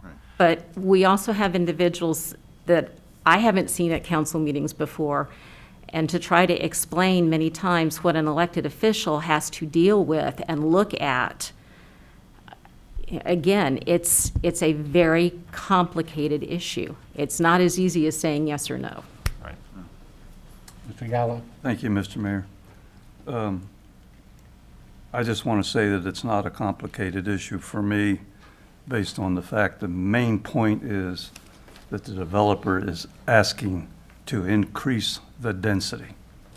Now, I'm going to support Mr. Sanders on his motion, and I'm going to tell you the reason why. It's not the fault of the people who live out there that we have a problem. It's not the fault of the developer that we have that problem. It's our fault. And the reason why it's our fault is that we did not have the vision of what was going to happen out there on this beautiful property. So our infrastructure, the road, that could be my driveway. It's not sufficient. So for us to approve up and above what we've already approved is wrong.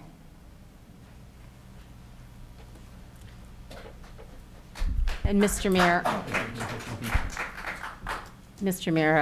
just one more thing, Mr. Gallo. I remember how many years you had to fight to get, at the time, just a single traffic light there.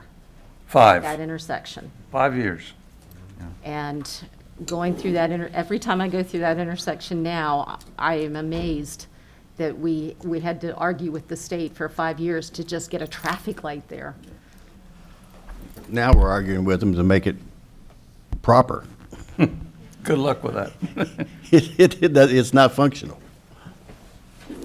You have a motion and a second to deny. Is there any more discussion? Mr. Mayor, I just want to double check with our city attorney.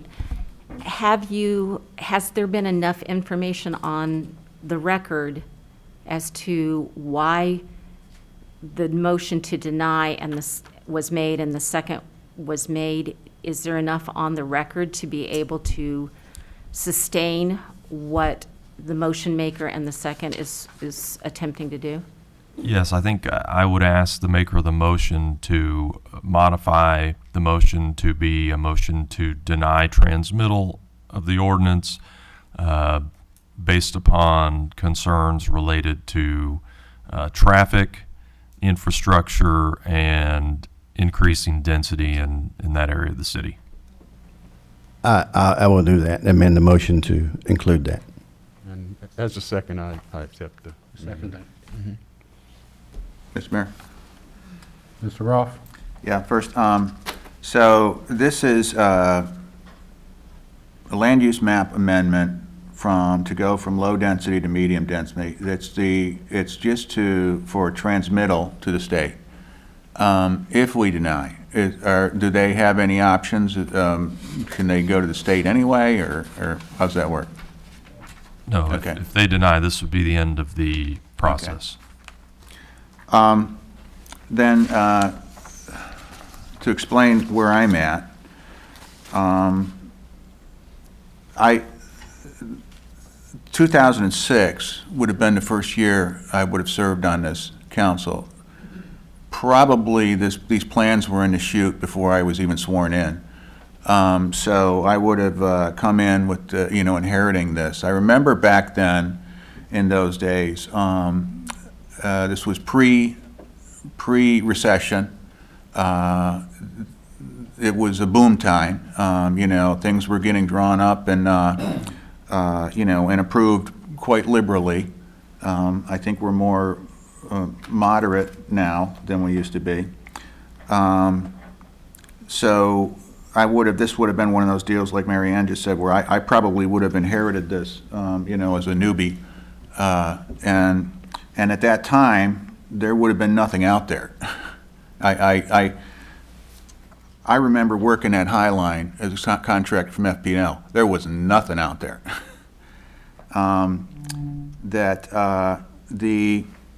The problem is, and I agree with Mr. Gallo, the problem is that we allowed that area to be developed with loading everything on 48th Street.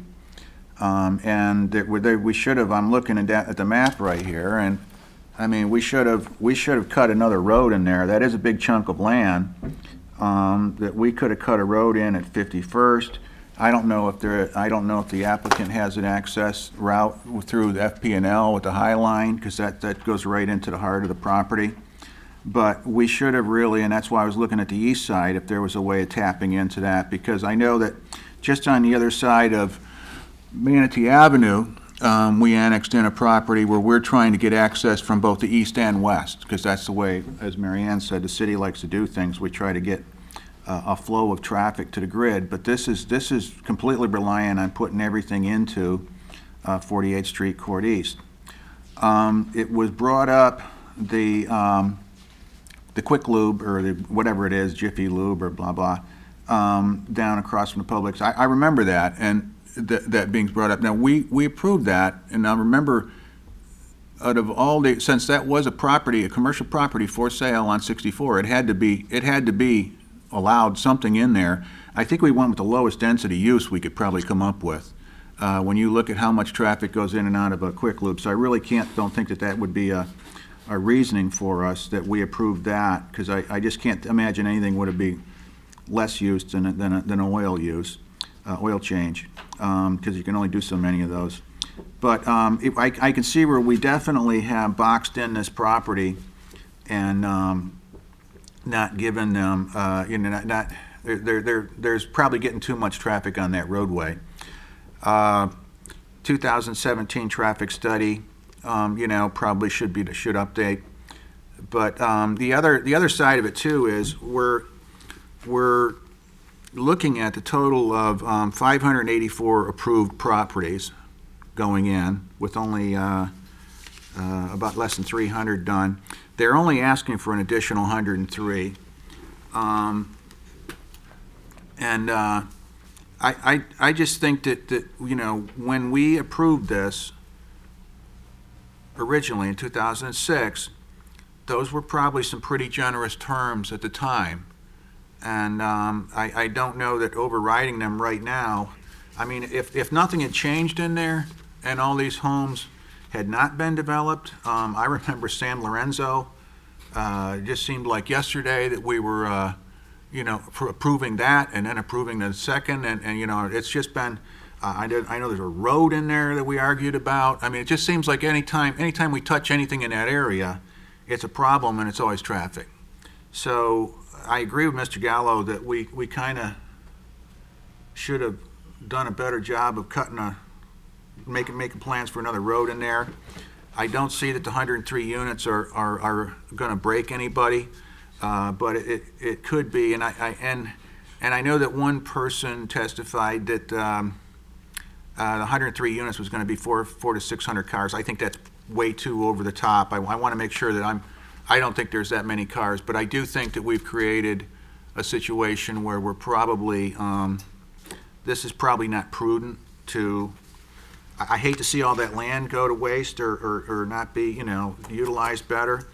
And I do think that with the housing where it's at, I mean, I don't know where everything's approved for the current use, the density. The question's been brought up about single-family. And I think that with the value of single-family properties in this area and with the amount of property there, boy, you could probably get some premium homes in there and make some, charge quite a bit of money per lot, per home. So anyway, I like to approve. I like to be business friendly. I like to, weigh on the side of development. But I think in this particular case, we've kind of created a problem for ourselves. We have a motion and a Mr. second to deny. Any more discussion? Mr. Mayor. Oh, Ms. Bartley, I'm sorry. Maybe I need to get like a flag down here. When I was sitting there, you could, and when you were sitting there, you could hear me. I just wanted to say that, again, one of my favorite expressions, it's trying to put 10 pounds of potatoes in a 5-pound sack. And I do think prior to us approving something, we need to have a newer traffic study. I think that will be very important for this councilwoman to have a newer traffic study should you all come and ask for a change in anything. The other thing I wanted to share was I did receive, Mr. McCrary, thank you. I did receive the copies of the letters that you received. I did receive an additional letter from Mr. Adonias after these were printed out, so we need to make sure that we include his letter in the record. And I'd had a conversation with our chief of police because I was trying to figure out with the America's Cup roadway there exactly whose jurisdiction it fell under. And I think we will need to speak with the sheriff's department and try to work at, I'm not going to get the wording right, Chief, and I apologize, but there were concerns about exactly who needed to look at maybe placing one of our speed trailers out there to try to get the information as to exactly how many cars are going at what speeds so that we have a little bit more information, factual information to look at. 48th Street Court, is that what you're talking about? Just for your information, somebody should have that because they've done that several times. So you can probably just make a call and get that from somebody. Well, and again, sir, I don't know if we did that or if the sheriff's department did that. Whoever has jurisdiction, I would imagine. Right, so we're still trying to, I just wanted to. 48th Street is ours. America's is in the inlets, which is the county. Okay. I just wanted to let you know that I did read those letters. I did hear the concerns, and I've already spoken with the chief to see what we might do to at least gather information on it. So, thank you, Mr. Mayor. Any other comments? We have a motion and a second to deny ordinance 3058 and not do the transmittal to the state. We have a motion second. No more discussion. Let's vote. Ward 2. I just want to be clear, if I vote yes, I'm voting to deny, because Yeah, sometimes that's when correct. people hear a yes vote, they get upset, but the motion is to deny the request. So that would be a yes vote. So you're voting yes. 2 deny. 3, Yes. 4, Yes. 5, Yes. 1. Yes. Ordinance 3058, transmittal is denied. The vote is 5-0. Thank you all.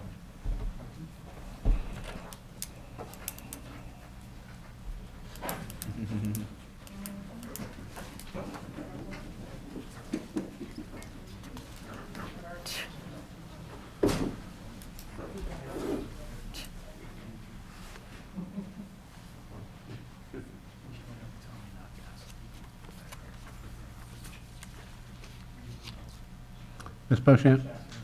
Next, we have the first reading of ordinance 3059, an ordinance of the City of Bradenton, Florida, providing for amendment to the City of Bradenton zoning atlas, changing the zoning designation from R2, two-family residential, to R3, multifamily residential, for the property located at 1201 27th Street East, and more particularly described in attached Exhibit A, providing for an applicability, providing for severability, and providing for an effective date. Again, this is the first reading. We're asking that you set the second reading and public hearing for August 12th. Chair will entertain a motion. Mr. Mayor, for the purposes of moving forward to the second reading, I make a motion to approve ordinance 3059 for a second reading on August the 12th. Second. We have a motion and a second to have the second reading and public hearing on August 12th for ordinance 3059. Any discussion? It's just to be clear, Mayor, at that point in time, that's when we'll have all the information from staff and people who will have the opportunity to speak. So, Yeah. yes. Of course we will. Yeah. Mr. Mayor, is Mr. there Calvin? anybody in the Mr. crowd Mayor. wants to speak on this today? I'm sorry? No. No? It's not a public hearing today. Right. It's just Mr. the Mayor. first reading. Second reading and public hearing is next time. Mr. Gallo? To me, I am going to vote no on this motion based on the same reasoning that we just voted no on the other project. Once again, it's not the problem of the developer or the people that live in that area, but the infrastructure in that area, 27th Street East, cannot handle any more traffic. We've heard it week after meeting after meeting after meeting about the problems they're having. Mr. Mayor. And what we're doing is we're going to load that road up some more. But in this case, If I could, these two items are quasi-judicial items. Yes, they are.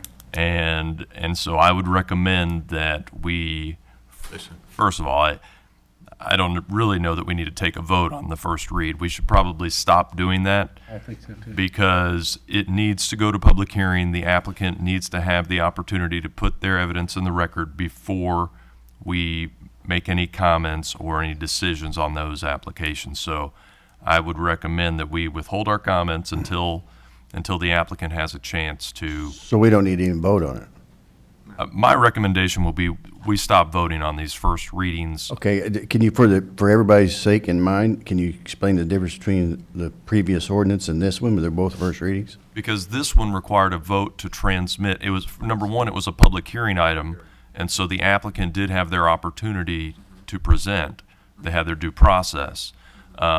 But it was also requiring action of the council, which was to transmit the ordinance to the state. So your recommendation is not even to vote on first readings? Right. And I would agree. Particularly on a land use item. If it's a legislative ordinance, I think that would be fine if the council decides it doesn't want to take it forward. But on a land use, quasi-judicial land use item, I would recommend we go ahead and move it on to the second reading and public hearing. So do we need to do anything? No. Okay, I agree. I guess a point of clarification. So in the future, when we have these to come before us, because we've always done it, in the past. Right. Will it just be an agenda item as far as the first reading and have the clerk to read it and then we just move on? That's Is that correct. what you- That is what's required by the statute, is the actual Okay. two readings of the ordinance. So you're saying do it without a vote? Yes. Yeah. Just read the ordinance title. That's all that's required. Okay, thank you. So I'd I ask that withdraw the, Right, I'd ask that the clerk make sure that we proceed like that in the future, so that Absolutely. we don't have any confusion. Do we assume that the second reading and public hearing would then be at the next meeting? Generally, we have some sort of discussion about when they want to do the public hearings, so I want to make sure we're clear on that as well. Okay. So, I mean, that would be the only part that if the council wanted to change the, So it would normally be at the next regular scheduled public meeting, which would be the next August, whatever. Right, August? August 12th. Well, I think you could include that in your in the write-up that said this is when the expected public hearing is. Right. And when you look at it. Right, I think you we see should that say that's that the this would case. be the second reading. And if any council member has a date, then they can. Right, if there's some scheduling that they wanted to be, right, exactly. Thanks. So I'll read the heading in, and then I'll read the date that is the next meeting date, and then you all can decide at that point. So that'll be part of the reading then, from what I understand. So Scott, we can just move forward on the first? Yes, I think that'd be fine. I think we probably we had a motion. I withdraw the motion I had on the table. I withdraw my comments. So in ordinance 3059 and 3060, Ms. Bochamp, we just move those forward?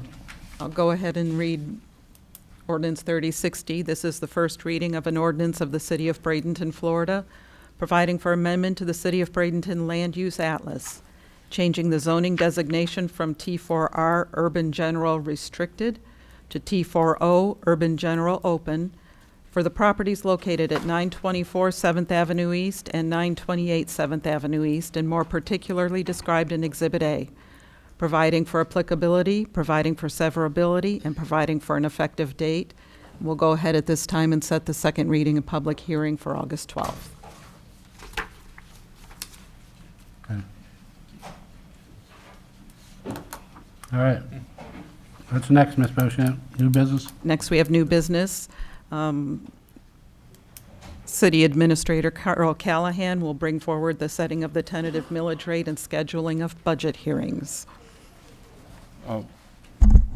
When we had to put an agenda together, we wanted a placeholder, and hopefully we would have been ready for today.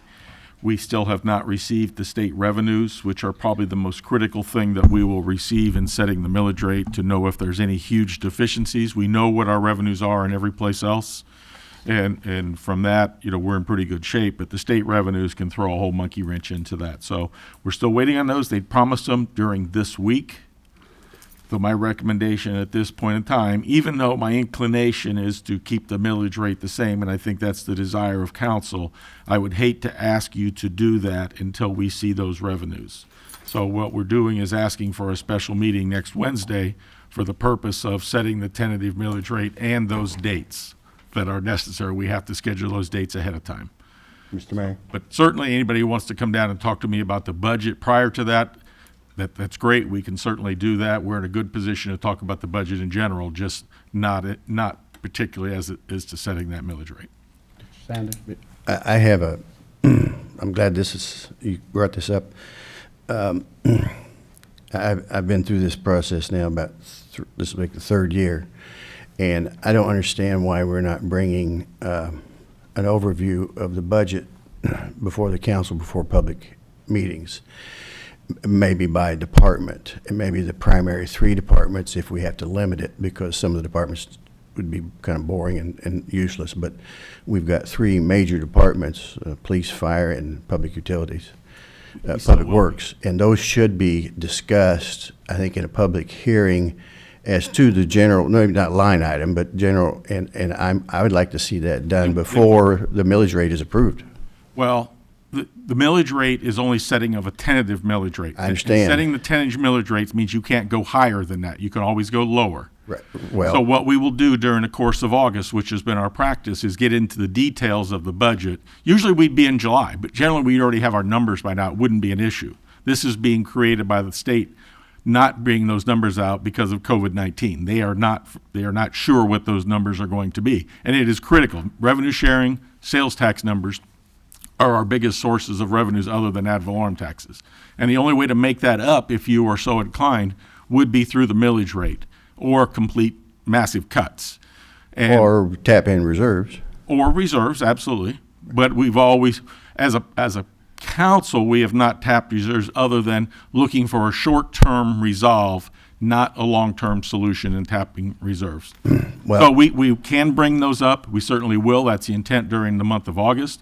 We will not be setting the public hearings until September. There's a whole month between now and September. The first public hearing won't be till at least the first week in September. Yes, because that's mandated by the state, but we usually make a general vote on that. We don't get into the details. We should be getting in, my opinion, we should be getting into details the next 4 weeks. We need to have a meeting every week, because they might get pretty intense on these budget items. And I'd like to see this, and if you need a motion, No, there's no need for a motion. That's exactly I'd like to what see the it intent is. we're going to have we're playing catch-up because this is now, we're into August. So we're only gonna have 4 weeks in August, so we need to be meeting every week and have one of these on the agenda.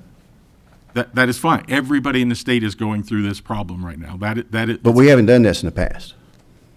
I would have given a presentation to you in general, probably in June or July. Yeah, but it was a general of the whole It's project. up to whatever council has wanted to. Right, whatever I understand, but that's my request. It's fine. I'm just saying, whatever council has wanted in the past, certainly we are more than willing to do as it pertains to the departments. That's, we'll give you a detailed line item of the budget. You will be able to review that ahead of any of the meetings. When will we get that? We haven't, I can give you the expenses now, but they don't have meaning relative to the revenues. If there's no well, revenue. we need the expenses because that's the, that's the only place to correct it with that. We don't know the revenues. I mean, Right. but whatever it is, it is. We don't have any control of that. The biggest, We have control of expenses only, not revenue. yeah, and the biggest It was piece of accepted that- ad valorem. The biggest piece of the expenses is personnel, of which pretty much has been decided already through the union negotiations and raises associated with that, unless you decide to cut positions. And in certain instances, like through the fire contracts, there are certain mandated minimum staffing according to the union contract. We have maintained certain staffing within the police department and the other departments, which we cut during the last recession. That's why it's critical to look at that, knowing what your revenues are, to determine if that is something you need to do, which is, I think, usually has been the council's ideas. That's only on a needed basis. It's not a desire to do that, because it certainly cuts into the ability to provide operations and provide services when you start doing that. We did it pretty heavily. We did not cut very many people's positions. We attrited positions during the recession so as to have minimal impact on the actual people losing their jobs, but it was necessary in a few instances to do that. But without knowing the revenues, those are pretty harsh decisions that we were trying to hold off as long as we can. Please come down and talk to me. I'll talk to you about anything in the budget. Those expenses have been sitting out there waiting for the matching side of the revenues to come in to see exactly where we were. So it's hard to sit there and go, yeah, this is an expense we don't need right up front, unless you just don't like the expense. And certainly we can talk to that. We can have the department heads present their position on that. That's fine as well. We used to, in more detail, go through a lot of the departments. I know John Cumming used to. Jim and certainly in the Public Works Department, Dave is very well versed in everything in there. He just basically presents it to us. Certainly from a police and fire, there's a detailed review that they do, so they're going to be more than capable of giving that explanation. So I'm here to present that however council would like, whenever they would like it. Well, I request a meeting next Wednesday. What was that, July or August? 29th, It's July I think. 29th. I think we need to have one next Wednesday. Next Wednesday, we have to have a meeting regardless. Okay. We have to set the tentative millage rate before the 4th of August, so we don't have a choice. The tentative millage rate has to be set by state law. But we can't delay it beyond, and it takes a council vote to set that tentative millage rate. And then we have to turn the forms in to the property appraisers. Does that mean the state has to get us the numbers? No, it does not mean that. No, it does not. It does not mean that. Oh. It means then you have to make some wild Must assumptions. be nice to be them. When do they have to give it to us, period? I think it's a courtesy that they give us a lot of that thing, because it's only an estimate based on their revenue So conferences. it's an unknown. When they commit to the revenue estimates, that means they're pretty much going to give us that money. That's why it's so critical to I know, them. I just don't like the word pretty much. Well, That's like, sorry. I say pretty much because last year they set the rates that they were providing us throughout the year, and then the coronavirus hit, and they came back in March and April and reduced by one half some of those numbers in municipal revenue sharing. So I have to say, somewhat. They have never done that in the 23 years I'd been here with that. know, but but but this year it did happen, so We didn't have therefore a it can happen. pandemic either. I understand. That's what I'm saying. That's why pretty much is in there. I understand. I can't guarantee. I understand pretty much. I can't guarantee they're going to be there. I wish we could. It would make life a lot easier. That's the reason that that is exactly the reason we maintain reserves, because things can happen Absolutely. that we do not anticipate, nobody anticipates, and we are well prepared to take care of those situations. So with that, we'd like to have a meeting next Wednesday, 9 o'clock, if 8:30, 9 o'clock, whatever your preference is, so that we can do that. 9 o'clock, do we need a motion on that? Or we just set it up? No, we just know that that's where we are. I prefer 9. Just Yeah, so I- 9 o'clock. We'll schedule for this July 29th at 9 a.m. Thank you, Mr. Callahan. As unfinished business, I have 2 people that got here after we had already done citizen comments. Keenan?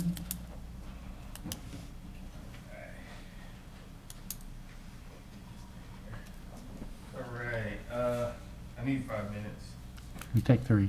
All right. You'll be happy with 3. All right, kind of 1915 to 11th Avenue East, Keenan, Wooten. This is kind of the Wooten's corner here. I'm always up here talking, so it's my time. Kind of commend Councilman Gallo for that whole vision talk. That was pretty good there. 19th Street Court East, still a nightmare. I think I saw the CEO of Bradenton Housing Authority didn't say nothing to me, so I don't know. I'm probably in his little hit list there. Avondale of Vista. I don't know if anybody talked to them, you know, because they still park over there and then come to our side just on a late night hike.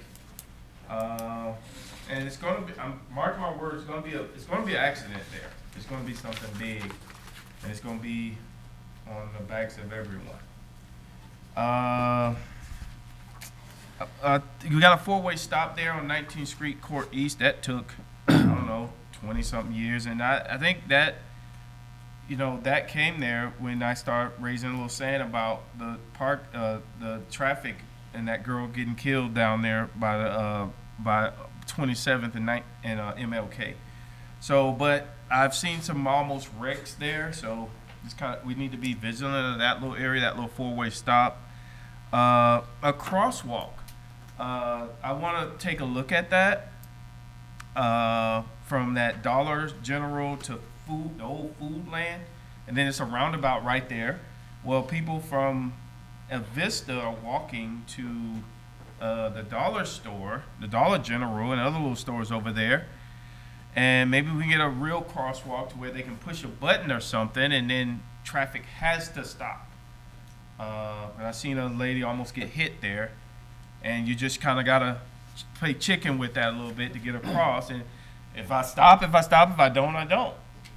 So it's nothing. And I've gone to other cities and I've seen that little stop where they push the button there and it kind of lights up, and then you have to stop. We've seen that police advisory committee come to fruition, and I'm on the ground here, and a lot of people in the neighborhood are saying, hey, I don't know if I want to serve on that because that doesn't have a lot of teeth. And I don't know, you know, I'm just hearing stuff from the neighborhood, you know. And but so I want to take a look at that and make sure that's effective to actually want people to serve and want that. Because if you do your history, a lot of these problems started in Ward 5 with African Americans. It did. I've kind of been watching this, and people not feeling right about this and that, and then we got here. We've been saying this stuff for a while. All right. Probably next meeting, I'll probably be giving a update, a presentation on possibly renaming a street that my family feels very passionate about, and it's over there in Lincoln Heights, Washington Park, you know, that neighborhood right across from Love Apartments. So just kind of give you the history of that area. Keenan, next to. All right. Well, Thank you. asked for 5 minutes, didn't get it. I appreciate it. Rodney Jones.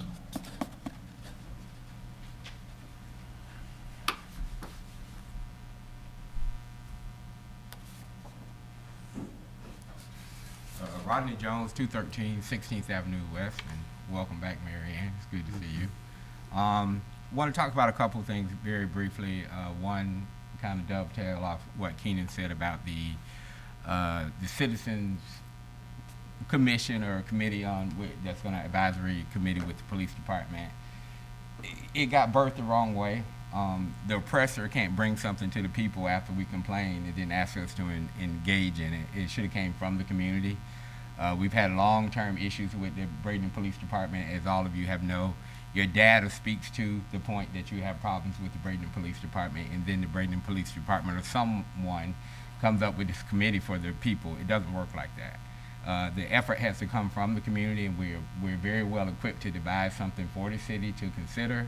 But that the current thing has no teeth in it, no power in it, no anything. So it's just another committee that'll have no teeth of the people, and we're not tolerating that anymore. So we won't be supporting that current effort that has been submitted. Should have been months of consideration into that, since the police department has been a long-standing issue to sort of kind of hijack and kind of run something down our throat and expect us to accept it. It's not going to happen. And if you do go forward with it, it'll be one of the most ineffective things that you ever produce, because we will not support it. Also, I have a question for legal. As it relates to the powers of the mayor, since he's a non-certified police officer, does he have the power to order police officers to arrest people and to actually arrest people like he did here? I wasn't aware that the mayor had that power. Or does any city councilman, or do I as a private citizen have the authority to tell someone to go arrest someone? So I want to know why he does, because I find that unconstitutional, and it doesn't support good practice when you have someone that doesn't know anything about law enforcement, is not certified, doesn't know any more than I do, to actually order people to be arrested. I have a problem with that. So if somebody on the legal team could answer that, or I'll be happy to submit it in writing, and I appreciate the time. Thanks a lot. Thank you, Scott, you want to address that? Didn't intend to, no. Oh.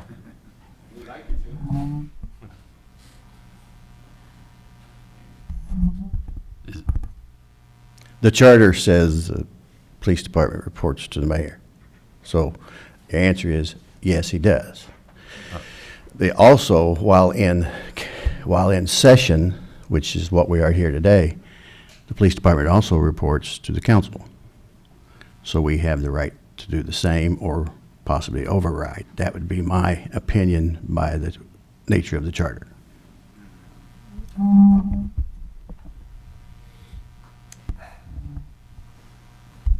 Does the charter supersede the Constitution? Mr. Mayor? Mr. Gallup? I'm a little bit confused. I think Mr. Jones' question, I understand, is does the mayor or the council people have any authority to have somebody arrested? I don't think we do. What we have the authority is to point out an incident that's going on, and it's up to the police department whether they arrest them or not. I've been here 29 years, and I don't ever remember having the authority to have anybody arrested. Right. So, to answer the question, I say no, we do not have the authority. Now, whether that's a legal answer or not, only a certified police officer has that authority. Now, if I see something going on, I say, Okay. hey, chief, look, I think Carl Callahan's over there is putting bullets in his gun. Okay, I can't arrest him, but she can. Right. I mean, that's the way I understand it. But you can make the recommendation, say, hey, Right. this is not good.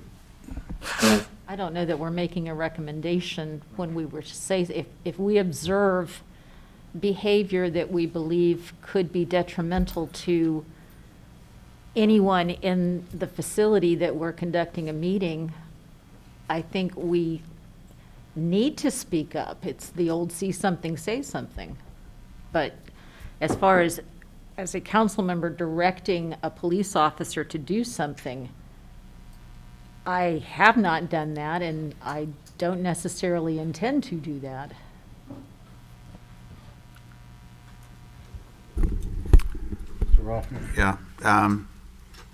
I think, the fact that we're having this debate is once again proof that what I've said all the way along is the charter is flawed, outdated. There is a proposition going to the voters, which will be anxious to see what they do with that. But as I said before, that doesn't finish the conversation. That there will be need to have a total revamp of the charter. As far as the power to arrest, the police department, according to some lines in the charter, says that the mayor has powers. Mr. Sanders is right. It says that when the council's in session, they're supposed to report to the council. What we have too is a long history of two strong mayors, having the term police commissioner being used, which is not in the charter. It is not in there. I can tell you that in the old charter, it was somewhere along the line, it was outdated. It said that the mayor had the power to arrest without warrant, which is against the Bill of Rights. So, obviously that needed to be fixed. So that just once again just brings up the top conversation that this charter is an old charter, and we will. Whatever the voters decide to do in November will get us down the road, but the conversation's not done. There needs to be a full charter review, which is what I proposed at the very beginning. I hope that there will be action taken towards that in the future by either this council, the next council, or whatever. Yes, you've exposed a flaw. Mr. Mayor. Thank you. I am not the charter expert by any means, because it is confusing. But I don't believe I've ever seen anything in the charter that said the city councilman or the mayor has the authority to arrest somebody. The old charter said. I mean the one that right now that we're under. No. Not the current one. Okay. I just want to make that clear, because I don't want people to think that'll be voting in November that that's in the charter right now. It is not. I think you're talking back before even Sterling Hall was mayor, that would have been in the old charters that we've examined, which we did it for the first. We did a general cleanup. That will now be out of it. That has been in our books. It's probably still in my book up there. It's got a line through it. Yeah, but if it has a line through it, it is not considered to be part of the charter. My point, Marianne, is when the people that drafted the charter, somebody thought that was a good idea to put that down to pen and ink. It might have been in those days. But that hasn't been. Mr. Mayor, may I continue, please? Mr. Mayor, may I continue? I wasn't done. Hopefully I remember what I was going to say. Yeah, I do. And Mr. Byrd will appreciate this. We keep making the comments, police commissioner, but you all have to remember that we also had a fire commissioner. Mr. Byrd was fire commissioner, and a good one for years. I can remember when I was fire chief, I had a fire commissioner, and one of them was good, and one of them was a pain in the, whatever you want to call it. So, I mean, it's just things that have been used. Wasn't in the charter. It was just something that was accepted at that time. I understand the question about it today, even though I disagree with changing it, because I will stipulate again, I think it is a very dangerous situation for the police department to have communications with 6 people up here, even though they would be private, about an investigation that's going on. That's the last thing that we need, in my mind. I'm not saying I'm right. I'm just saying it's my opinion. Because I think there's more of a chance that that information will leak out and get into the public very quickly than it would be if they only reported to one person. Having said that, I will shut my mouth for a few minutes. Okay, good. I don't believe that we're going to have the police chief talking to 5 or 6 people about any investigation. I don't want to know about any of them. So I don't know where you get that. I don't think the police chief should be talking to anybody about any investigation outside their department, even including the mayor. I don't think that's a decision he should be making because he's a public figure. He should not be making decisions for the police department. So I'd have issue with even him doing that. So I don't know where you get that. There's no intention on my part to I've never picked up the phone and said, I want to know about what's going on. No. That's taboo. No. Well, you yourself brought it up when you. No. Well, can I finish, please? When you chastised the police chief for doing things that she was doing in her department, which Right. leads you to believe that you should have known it and helped her make a decision whether to have hired this guy. No, that was bad behavior of a police officer. Pardon me? That was only in bad behavior of a police officer that I found out through the news media. No. I didn't think that I should be finding out after the fact. Well, this was a police officer who was doing something wrong while he was working. Right. That was under investigation. Right. And we shouldn't have known about it until it was completed. Well, but I had to hear through the news media. I woke up to After the investigation was over. Yeah. Well, But I should have been told before, not to make a decision on it, just so I wasn't surprised by Good Morning America one morning, or the Bradenton Herald, or the Tampa Bay Times, or whoever it might be. It's funny that they can get that information, and I, as a councilman, don't have any privy to it. And that's only about behavioral problems, not about investigations. Absolutely not. No one should be intervening in any investigation, period, including the mayor. If that's being done, I think it's very wrong.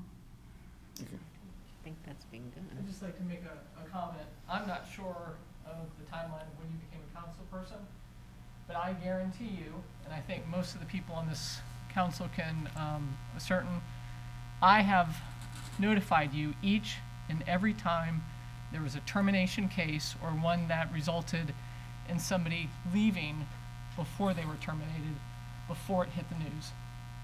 Every time. Absolutely, sir. And for you to say otherwise is not true. Absolutely. I did not know about several of those until I heard them through the media. And I did not hear about it. As a matter of fact, there was one I didn't mention that the dispatcher was, I don't have the document here now, was saying all you cops can get killed or something. That came through the Bradenton Herald. I didn't have a clue about that. I was shocked that I didn't know about it before it came out in the paper. That's what bothered me. I'm not going to put the other council people on the spot, but I will. Well, you may have told some others, but I didn't hear about it. Well, sir, I try to get appointments with you, and you fail to even acknowledge my emails. I have met with each of you every time there was a serious termination case or it was a case where they resigned before they were terminated. Well, Melanie, and that's just the bottom line, sir. I understand, but let's take something recent. I saw on your Facebook, the Bradenton Facebook page, that you're now having a pilot program for body cameras. I didn't know that. Why didn't I know that? Because is that pilot program? If you go back is that program approved by this council? And do we have any say in it? Because it's a budget item, unless it's free. I get maybe your pilot program's free. I don't know. It is free. Is it free? And Good. it becomes. But we have a policy that should follow that beforehand. There is You and I a discussed that. Mr. Sanders, again, I am more than happy to sit down and discuss any police issue that you see fit. The problem is the only time you want to discuss these issues is at this dais, and what you do is you say things that aren't true and aren't accurate. And I'm standing up here trying to defend the department. We can meet immediately following this, and I'll remind you. This is not about the department. I will remind you. I know it's about me. I will remind you that the T&E of body cameras came up in this council. I'm sure she can find out when. That we were going to embark on this. I know. I brought it up. T&Es don't cost any money. I brought it up, and you said it was too expensive. It was $350,000. I said, well, we'll take a look at it. Maybe there's a better way. And then you called me at my home and said, do you want body cameras? I said, absolutely. But I want a body camera policy before I have a purchase. And then at the I've next never meeting, called you at the at your next home meeting, and at done the that. next meeting, I've never you called you at your home and done that, sir. well, you most certainly did. I most certainly You have. polled, you said you polled every councilman if we could make a purchase of body cameras. Does anybody else remember that? Marion, you weren't here. Did you get a call? I got a call that said that you wanted to purchase body cameras. And I said, fine, as long as there's a I thought policy. she did that at a public meeting. I never called the council and polled them on whether they wanted to purchase body cameras. I don't have enough information at this point to even bring to council. You're saying you We're in a didn't call me? test and evaluation phase of body cameras currently. We have a existing policy. It's not even a policy. It's a special order that governs the use of the testing and evaluation period of body cameras. That T&E special order has to go through impact bargaining with the police union. It's not necessarily the policy that's going to be in place when the body cameras come to light. That's something, again, that's subject to impact bargaining. As for the costs associated with it, I've made it very clear that it could go anywhere from hundreds of thousands to a few dollars. I don't know yet. What we're trying to do is focus in on a few cameras and then try to get some initial cost estimates based on that. A lot of things play into that. Dependent upon the technology we use, dependent upon whether we purchase or whether we lease, we may be able to use forfeiture funds. So in the end, it may not cost council or the city much of anything initially in the first year. I don't know these things, and I don't know that I'd be acting in the best manner if I brought 4 different cameras, 4 different prices, when I don't even know what's going to work best for this city, for this agency. We are testing and evaluating as we speak. We're coming up with some great information. I said several weeks ago in a council meeting that when that time comes, I will bring it to you all, and you will make that final decision, not me. Chief, I believe you also said something about the possibility that Bradenton Police Department, Palmetto, the Sheriff's Department were all going to try to get together to buy them, or if we bought them, try to get a better price. Is that correct, too? Sir, we did talk about that, and the 3 of us, actually the 4 of us, even Holmes Beach, are actively discussing it. But what might work for the Manatee County Sheriff's Office, who obviously has a much bigger budget than us, just may not work for us. Well, I understand that, but what I'm trying to relay is, I remember you talking publicly to us about those body cameras. Yes. And that was part of a conversation that, I don't recall having any private conversations with anybody. you never called me, and if you call the rest of them, I'm I mad. wouldn't bother you all on your off time to talk to you about something that I feel is something that should be at a regular council meeting or a council workshop.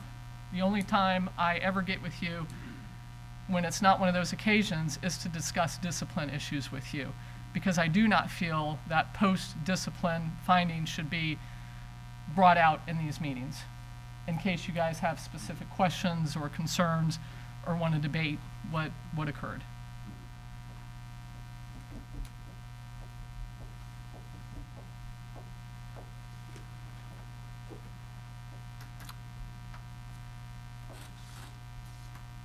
Now we are at council reports. Mr. Gallo.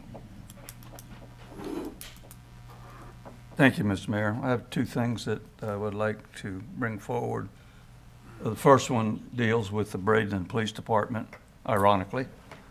I received 3 phone calls about an issue in another ward in West Bradenton, and I won't say which ward it is. But there was I want to make it clear, you have not spoken to me about this. Right. It was a rental home that was quite a drug operation.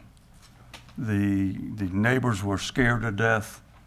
They stated that you would see an Escalade drive in at night, and after the Escalade left, within the next couple of days, you saw cars pouring in to pick up what the Escalade dropped off.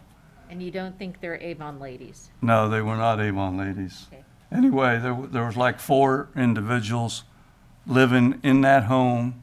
This is what PD found out. And not only, ironically, I should say, not the individual who was leasing the house from the company. He moved out of state. But it took exactly about 4 days for the Bradenton PD to clean that entire mess up. Everybody's gone. The neighborhood is tickled to death. I am proud of what they did, and I wanted to publicly say thank you. The owner of the house said when they went in there were gang paintings all over the walls. And of course, one of the neighbors said, well, maybe you should learn something and have somebody check your rentals every once in a while to know what's going on. But anyway, thank you, Chief, and appreciate the work that the PD did. The other thing is I would like to tell the council, if you have time, since we're going to be dealing with the issue out there about the little coffee shop, to go out and take a ride around that complex. I went by, like I said, after we had talked about it, and I'm glad I did because I did a little bit of dumpster diving and came out pretty good. I actually didn't go into dumpster, but there was wooden boxes with shelves stacked next to the dumpster, and this is part of my point. And I was going to have to build some of them for my retirement project. And I thought, well, geez, I stopped and loaded up and put all 4 of them in my car. But the issue is that these dumpsters, which they have to have behind these stores, you see that they stack things on the outside of them. I'm sure Jim can vouch for that. And then I think about the big dumpsters that are right behind as you first come in with block walls. They say they're going to move that. Keep in mind when you drive through there and look at that and envision in your mind a line of cars coming through there, and you're going to see garbage trucks got to get in there. They can't put those dumpsters out front in the front of the buildings. They're going to have to be in the back somewhere. And they say there will not be any traffic coming from the east of it coming in. But guess what? How are some of these stores going to get the delivery made by big trucks? You think they're going to pull out there in front of them in that shopping center? No. So you're going to have a mixed problem of cars trying to get through, public works trucks trying to get through, and delivery trucks trying to get through. And maybe they say they won't be coming from the east. They're not going to have somebody there directing traffic. So, I mean, I parked my car, I got out and walked, and I just wanted to say how seriously I feel that this could be a big problem and somebody could get hurt. And I don't want to see that happen. And I just hope that you look at all the avenues. Even there's 2 entrances. One of them goes into that storage area, and you can go into it from there. You can, and unless they concrete block that off, that's going to be another issue because people are going to see a line, so I'll get in here and go through. It's just a mess out there. Now, they can run that shop. It doesn't have to be a drive-through. If people want that coffee, if it's that good, there's not that much of a problem to park right there in the parking lot, walk in and get your coffee and leave. So please really look at it. Go out there and look at it and try to figure out if you think they can move things around and it'll be a safe issue. I thank you for listening to me, and I hope you take it to heart. And thank you, Mr. Mayor. I just want to make a comment that I cannot give a name, but I want your prayers and thoughts about an individual in this community that is very, very sick, and he's given a lot to the city and to the county, and please keep him and his family in your prayers. Thank you. Councilwoman Barnaby. Thank you, sir. First of all, I wanted to let Mr. Wooten know that I did go out and drive around the areas that you had shared with us. I am only the alternate to the Bradenton Housing Authority, and I have not made myself known over there yet. But I think there might be some opportunities to do some things in those areas to be able to maybe have more parking slots made available and to try to make it easier for people to be able to go down the streets in that area. The other thing that I have been spending some time on, and I'm just going to let council know, is that I've been made aware of a property in Ward 2 that functions as an Airbnb and is functioning poorly as an Airbnb. And I understand that we don't have many tools in our toolbox to be able to deal with this kind of thing, thanks to the state. But I am going to be looking at some of those things, and once I feel like I have all my ducks in a row, I will probably be putting something on the agenda or asking to have something put on the agenda to look at this issue. And the third thing is I wanted to thank the fire department. I had the opportunity to interact via my Ring doorbell with one of our fire crews. My neighbor's property, apparently something, whether it was a lightning strike, I'm not sure exactly sure we ever determined what it was, but they had a tree catch fire, and they wanted to make sure that there wasn't anything burning in my backyard, and I wasn't even home, and I appreciated it very much. So please pass that along, Chief. Thank you, sir. Mr. Roll. Yeah, thank you, Mr. Mayor.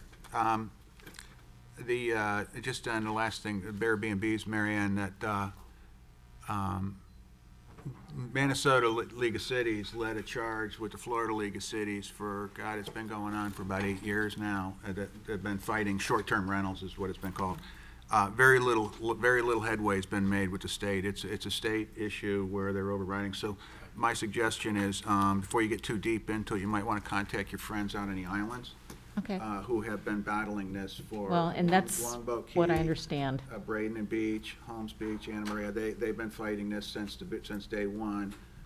The only group that's done well was Longboat Key because they superseded an ordinance to the state ordinance.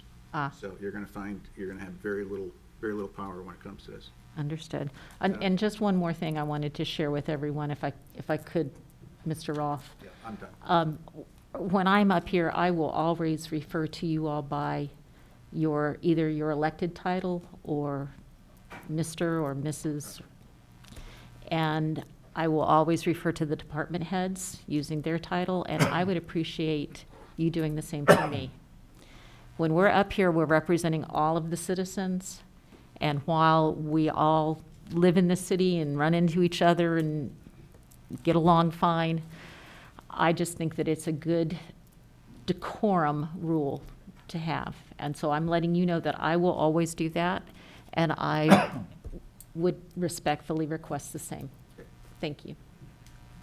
Ms. Barnaby, our magistrate, Maggie Mooney, the attorney, worked for a while at Longboat Key as their attorney out there, so she may be a resource for you with the Airbnb stuff. Thank you.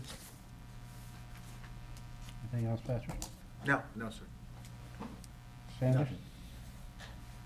Mr. Byrd? Yes, I guess a couple of follow-ups. On the last meeting, we talked about issues in regards to the Housing Authority and them coming before us. And I believe contact, Carl, you had said you were going to be in contact. I'm trying to reach out to LSI. You haven't yet, okay.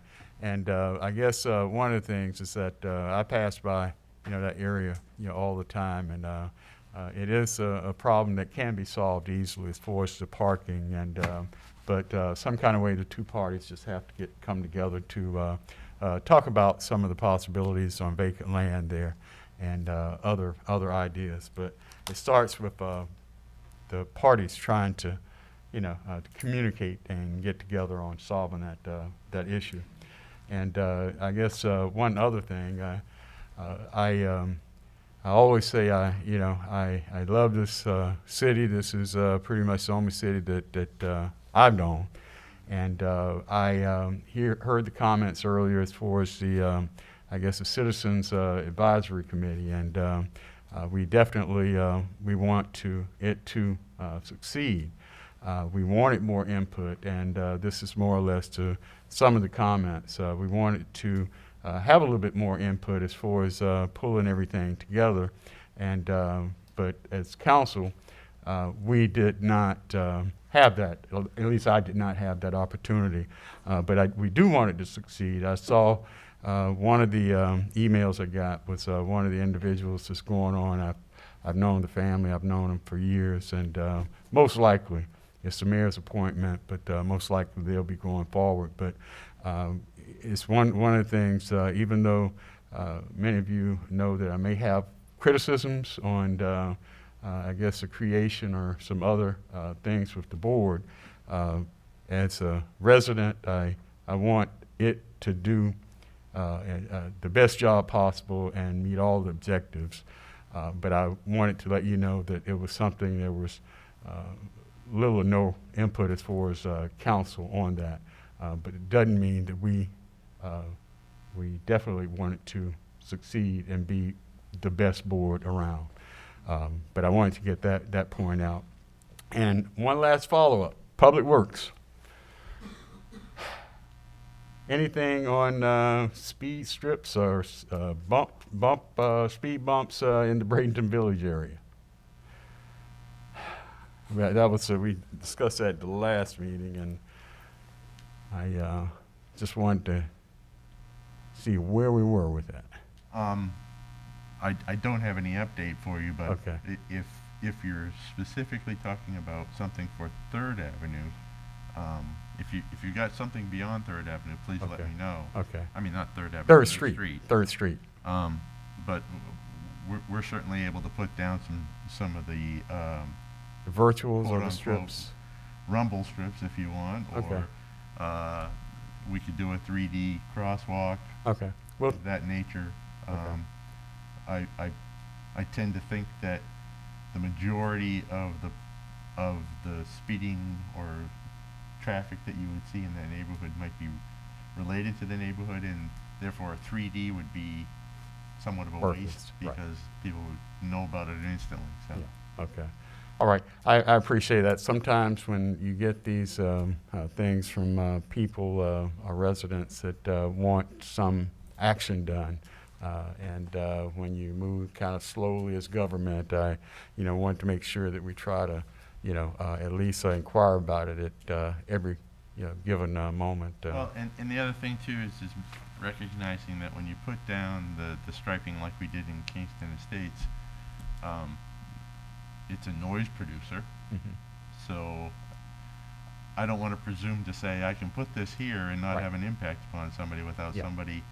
So if you have somebody that I can talk to that would give me feedback, I'm happy to work with them to commit to where we would put something that would have the minimal amount of impact. I'll but make also the most contact with. benefit.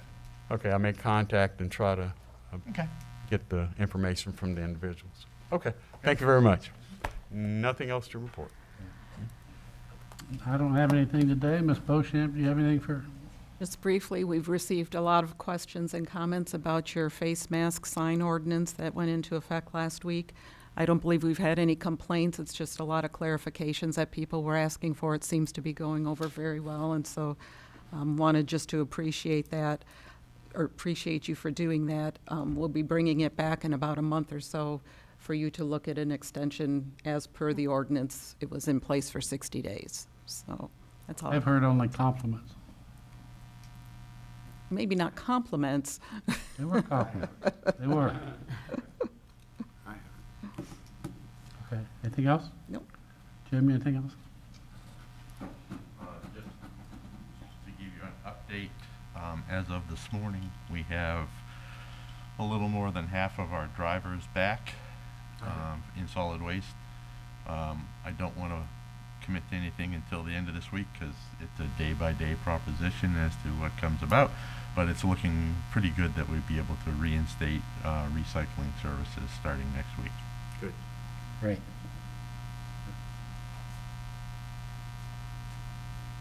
Chief Edwards, anything? Chief Bevan?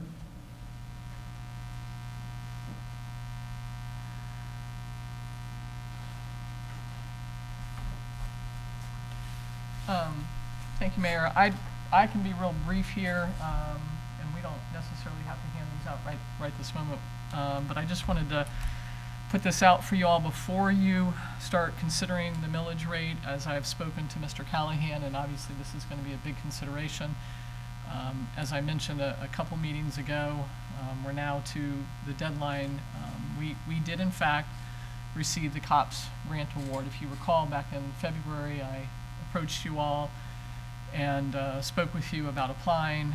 We were one of 44 agencies in Florida that received the funding, the grant. None of them in Manatee County. We asked for 3 officers. Doesn't necessarily mean we have to stick with 3 officers. There's a lot of elements about it that I don't necessarily need to go into today. I can do it privately if you have some questions or not. This is a difficult budget time. I'm aware of that. So at the end of the day, obviously it plays into the overall picture of the city. I will tell you, if you kind of look at our numbers, that's the one thing I can say is that we currently have 120 police officers, and we've had 120 since 2010, I believe. Our staffing has remained as such. As a chief, when we take a look at, and this is nationwide, we look at our numbers, we try to base it on a per 1,000 resident ratio, and we try to be at about 2.2. 2.2 for us would be 125 officers. What does that 5 extra officers do, Chief? Well, obviously it really depends a lot on deployment and how we use our officers. I will say that the city's been very generous over the past couple of years in allowing me part-time folks to do the job that previously sworn officers were doing. We have full-time folks that are doing the job that sworn officers were previously doing. I think we've maximized those efforts almost completely. Still some 1 or 2 positions that I think might come into play, and particularly if we do look into body cameras, we'll probably need some assistance with that beyond what we have now, maybe not too terribly much. But you also consider with the economy as it is, what this very same thing that's impacting us is the same thing that's going to impact our community, our residents. We see that violent crime is increasing nationwide, hasn't quite hit our city yet. However, I suspect we'll follow trends. We do see some increases in some of our property crimes right now. Auto theft is much higher than it's been in years currently within the city. We're obviously trying to pour all types of efforts towards that. So these are the things I just want you to be cognizant of when you make a decision whether you want to do this or not. I'm going to stay somewhat neutral, but I'd be remiss if I didn't tell you that obviously I think that there is a need for increased staffing.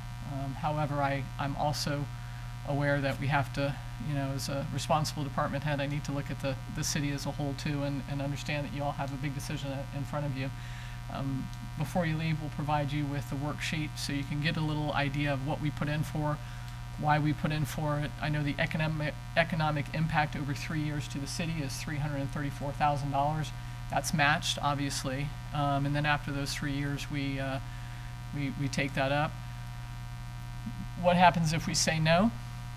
Not sure. There are some cities that are doing just that in an effort to defund or steer away dollars of hiring officers and then instead hiring civilian personnel. That's not really a debate that I'm going to get into today, but I'm happy to discuss my my opinion on that if you all want to give me a call. So if you have any questions, other than that, I was just going to make sure that you were aware of that going forward into next week, so that if you had some questions or concerns or issues, you had time to reach out, and we'll provide you the paperwork as well. How many non-officers do you have I believe it's 20, 25? You mean, like total Like civilian the personnel in the 911 city? dispatch and So I'm currently at 185. and other employees, yeah. I'm at 185 personnel. That includes everything from part-time front desk people to crossing guards. 185? 100 and, I So don't- other right now cities there's that not- have this 2.2 number, does that include those personnel, or is only No, sir. It's certified police officers? It's people that can solve crimes and, Sworn officers. yeah, just sworn officers. So, Thank you, Chief. okay, okay, thank you. Scott, have anything? Callahan? Yes, just one thing in particular I want to bring up that we will be doing next week, and it will impact several people around here. We really don't have a lot of choice. We looked at our alternatives. We're going to have to replace a couple of air conditioning units on the roof here, and it's going to be pretty extensive. And for that, we will be out of air conditioning for part of this building for most of next week. Fortunately for y'all, it's not your part of the building. I've been out since I've been here. It's the hottest up there in the legislative side. I thought you was doing that intentionally. We were, no. It is. Now that I've got you to admit it. Yeah, that place, all I know. that will not be done because that's already done. Now, the runs on some of these airs, my office is hot, the mayor's has been hot. There are certain things at the end of these runs which don't work as well as the others. But what we've done is, the first alternative we looked at is saying, could we know there'd be a premium for weekend work. Could it get done over a weekend, and what would be the impacts and what would be the costs? And it was about a $10,000 cost, which was one thing, but the work wouldn't be completely done on weekends and nights. We were still going to be without air for about 3 days. So what we decided to do was go ahead and just rip the Band-Aid off and get it done. What we don't want to be is in a position where the air conditioners go out, and now you're in a position of ordering them, and it could be a long time. So what we're doing is moving people around the building to, we know we have some areas that are open because a lot of people are telecommuting, asking some more folks probably to telecommute where we can this next week, and then put some people in the UB area into offices in the back, like by the stairwell, and moving folks around over into IT. Will be going over into the auditorium area, which will remain air conditioned. So the places that will be down will be planning, and then upstairs in the whole accounting area. So those people will be moved around. So just letting you know that we'll try to probably have less people around here next week, so it may be a bit of a problem. We're going to see what happens if it's not too overly hot, because we certainly know code enforcement and inspectors need to get in, and then they get out again. So we should be in pretty good shape. Sharon has put together a whole plan. IT is in the process of making sure they're hooked up computer-wise to be spread out, also taking into account where we have dividers between people to be able to make sure social distancing can work and keep people spread out as well. Inconvenience, yes, absolutely. I'm afraid of what happens if we get further along into the year. The next time they could even do it at night would have been August or 1st of September. And if we run into a problem with our units going down, we could be out for a protracted time versus just the 1 week. So just letting you know, probably if you don't have a great need to be here, this council chambers will be air conditioning, so on Wednesday when we have our meeting, we'll be fine, but there's other areas that won't be. Well, I guess one thing is time frame on them completing the repair, number one. Number two, as far as things sort of moving back to, I guess, I don't want to say normal, because I don't know if that's correct phrasing of nowadays, but as far as City Hall and being open to the public again. I don't see that until we see a turnaround in what's going on. I think it's premature to sit there and go, we're going to open this up. Matter of fact, you've seen what's going on in solid waste. You've seen what's going on in some of the PDs and some of the sheriff's offices in place with the numbers of folks out. I think we're doing a good job of handling things, as good as we would do if we were open for everybody. No, we're not. That just can't be. But I think we're doing a good job to not force it open. If we weren't being able to handle it, then I would say we should force it open, but otherwise, I don't see a real a push for that right now. I don't think other agencies are making a push for that right now. So we're not sitting out there different than everyone is. Just a comment too on the mask and the businesses. We've had code enforcement gently urging people if they're out and about doing things, just to remind them that there is that out there. We also sent out through our business tax group, we sent out 1,300 notices. They were out the next day. We went through and Bill pulled up the files, and so we sent out 1,300 mailings. Cost us $600 and some to get those out. But if that way, we at least know we are hitting more businesses than just by word of mouth or walking around. So we did that within the day after your council meeting. Yeah, Carl, back to the AC. It seems like, I know it was not long, a few years ago, that we did a lot of AC work. I remember the noise in the roof and everything, because we also remember the discussion of whether to go ahead and replace the units, or, because we have the chiller plant that we tapped into. What type of work, I thought we planned ahead to where we were going to be in better shape. What went out? This is not a repair. This is part of that process. We're just making our way around the entire city center. Okay. Yeah. So this is still part of the... Still part of that process. And, And the chiller, when we found out what it cost to do the chamber, it was quite an ordeal, quite a capital investment, way more than we could ever see a return.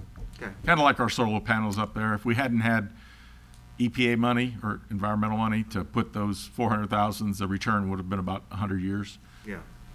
Okay. All right, That's it. anybody else have anything for the good of the order? Hearing none, we're adjourned.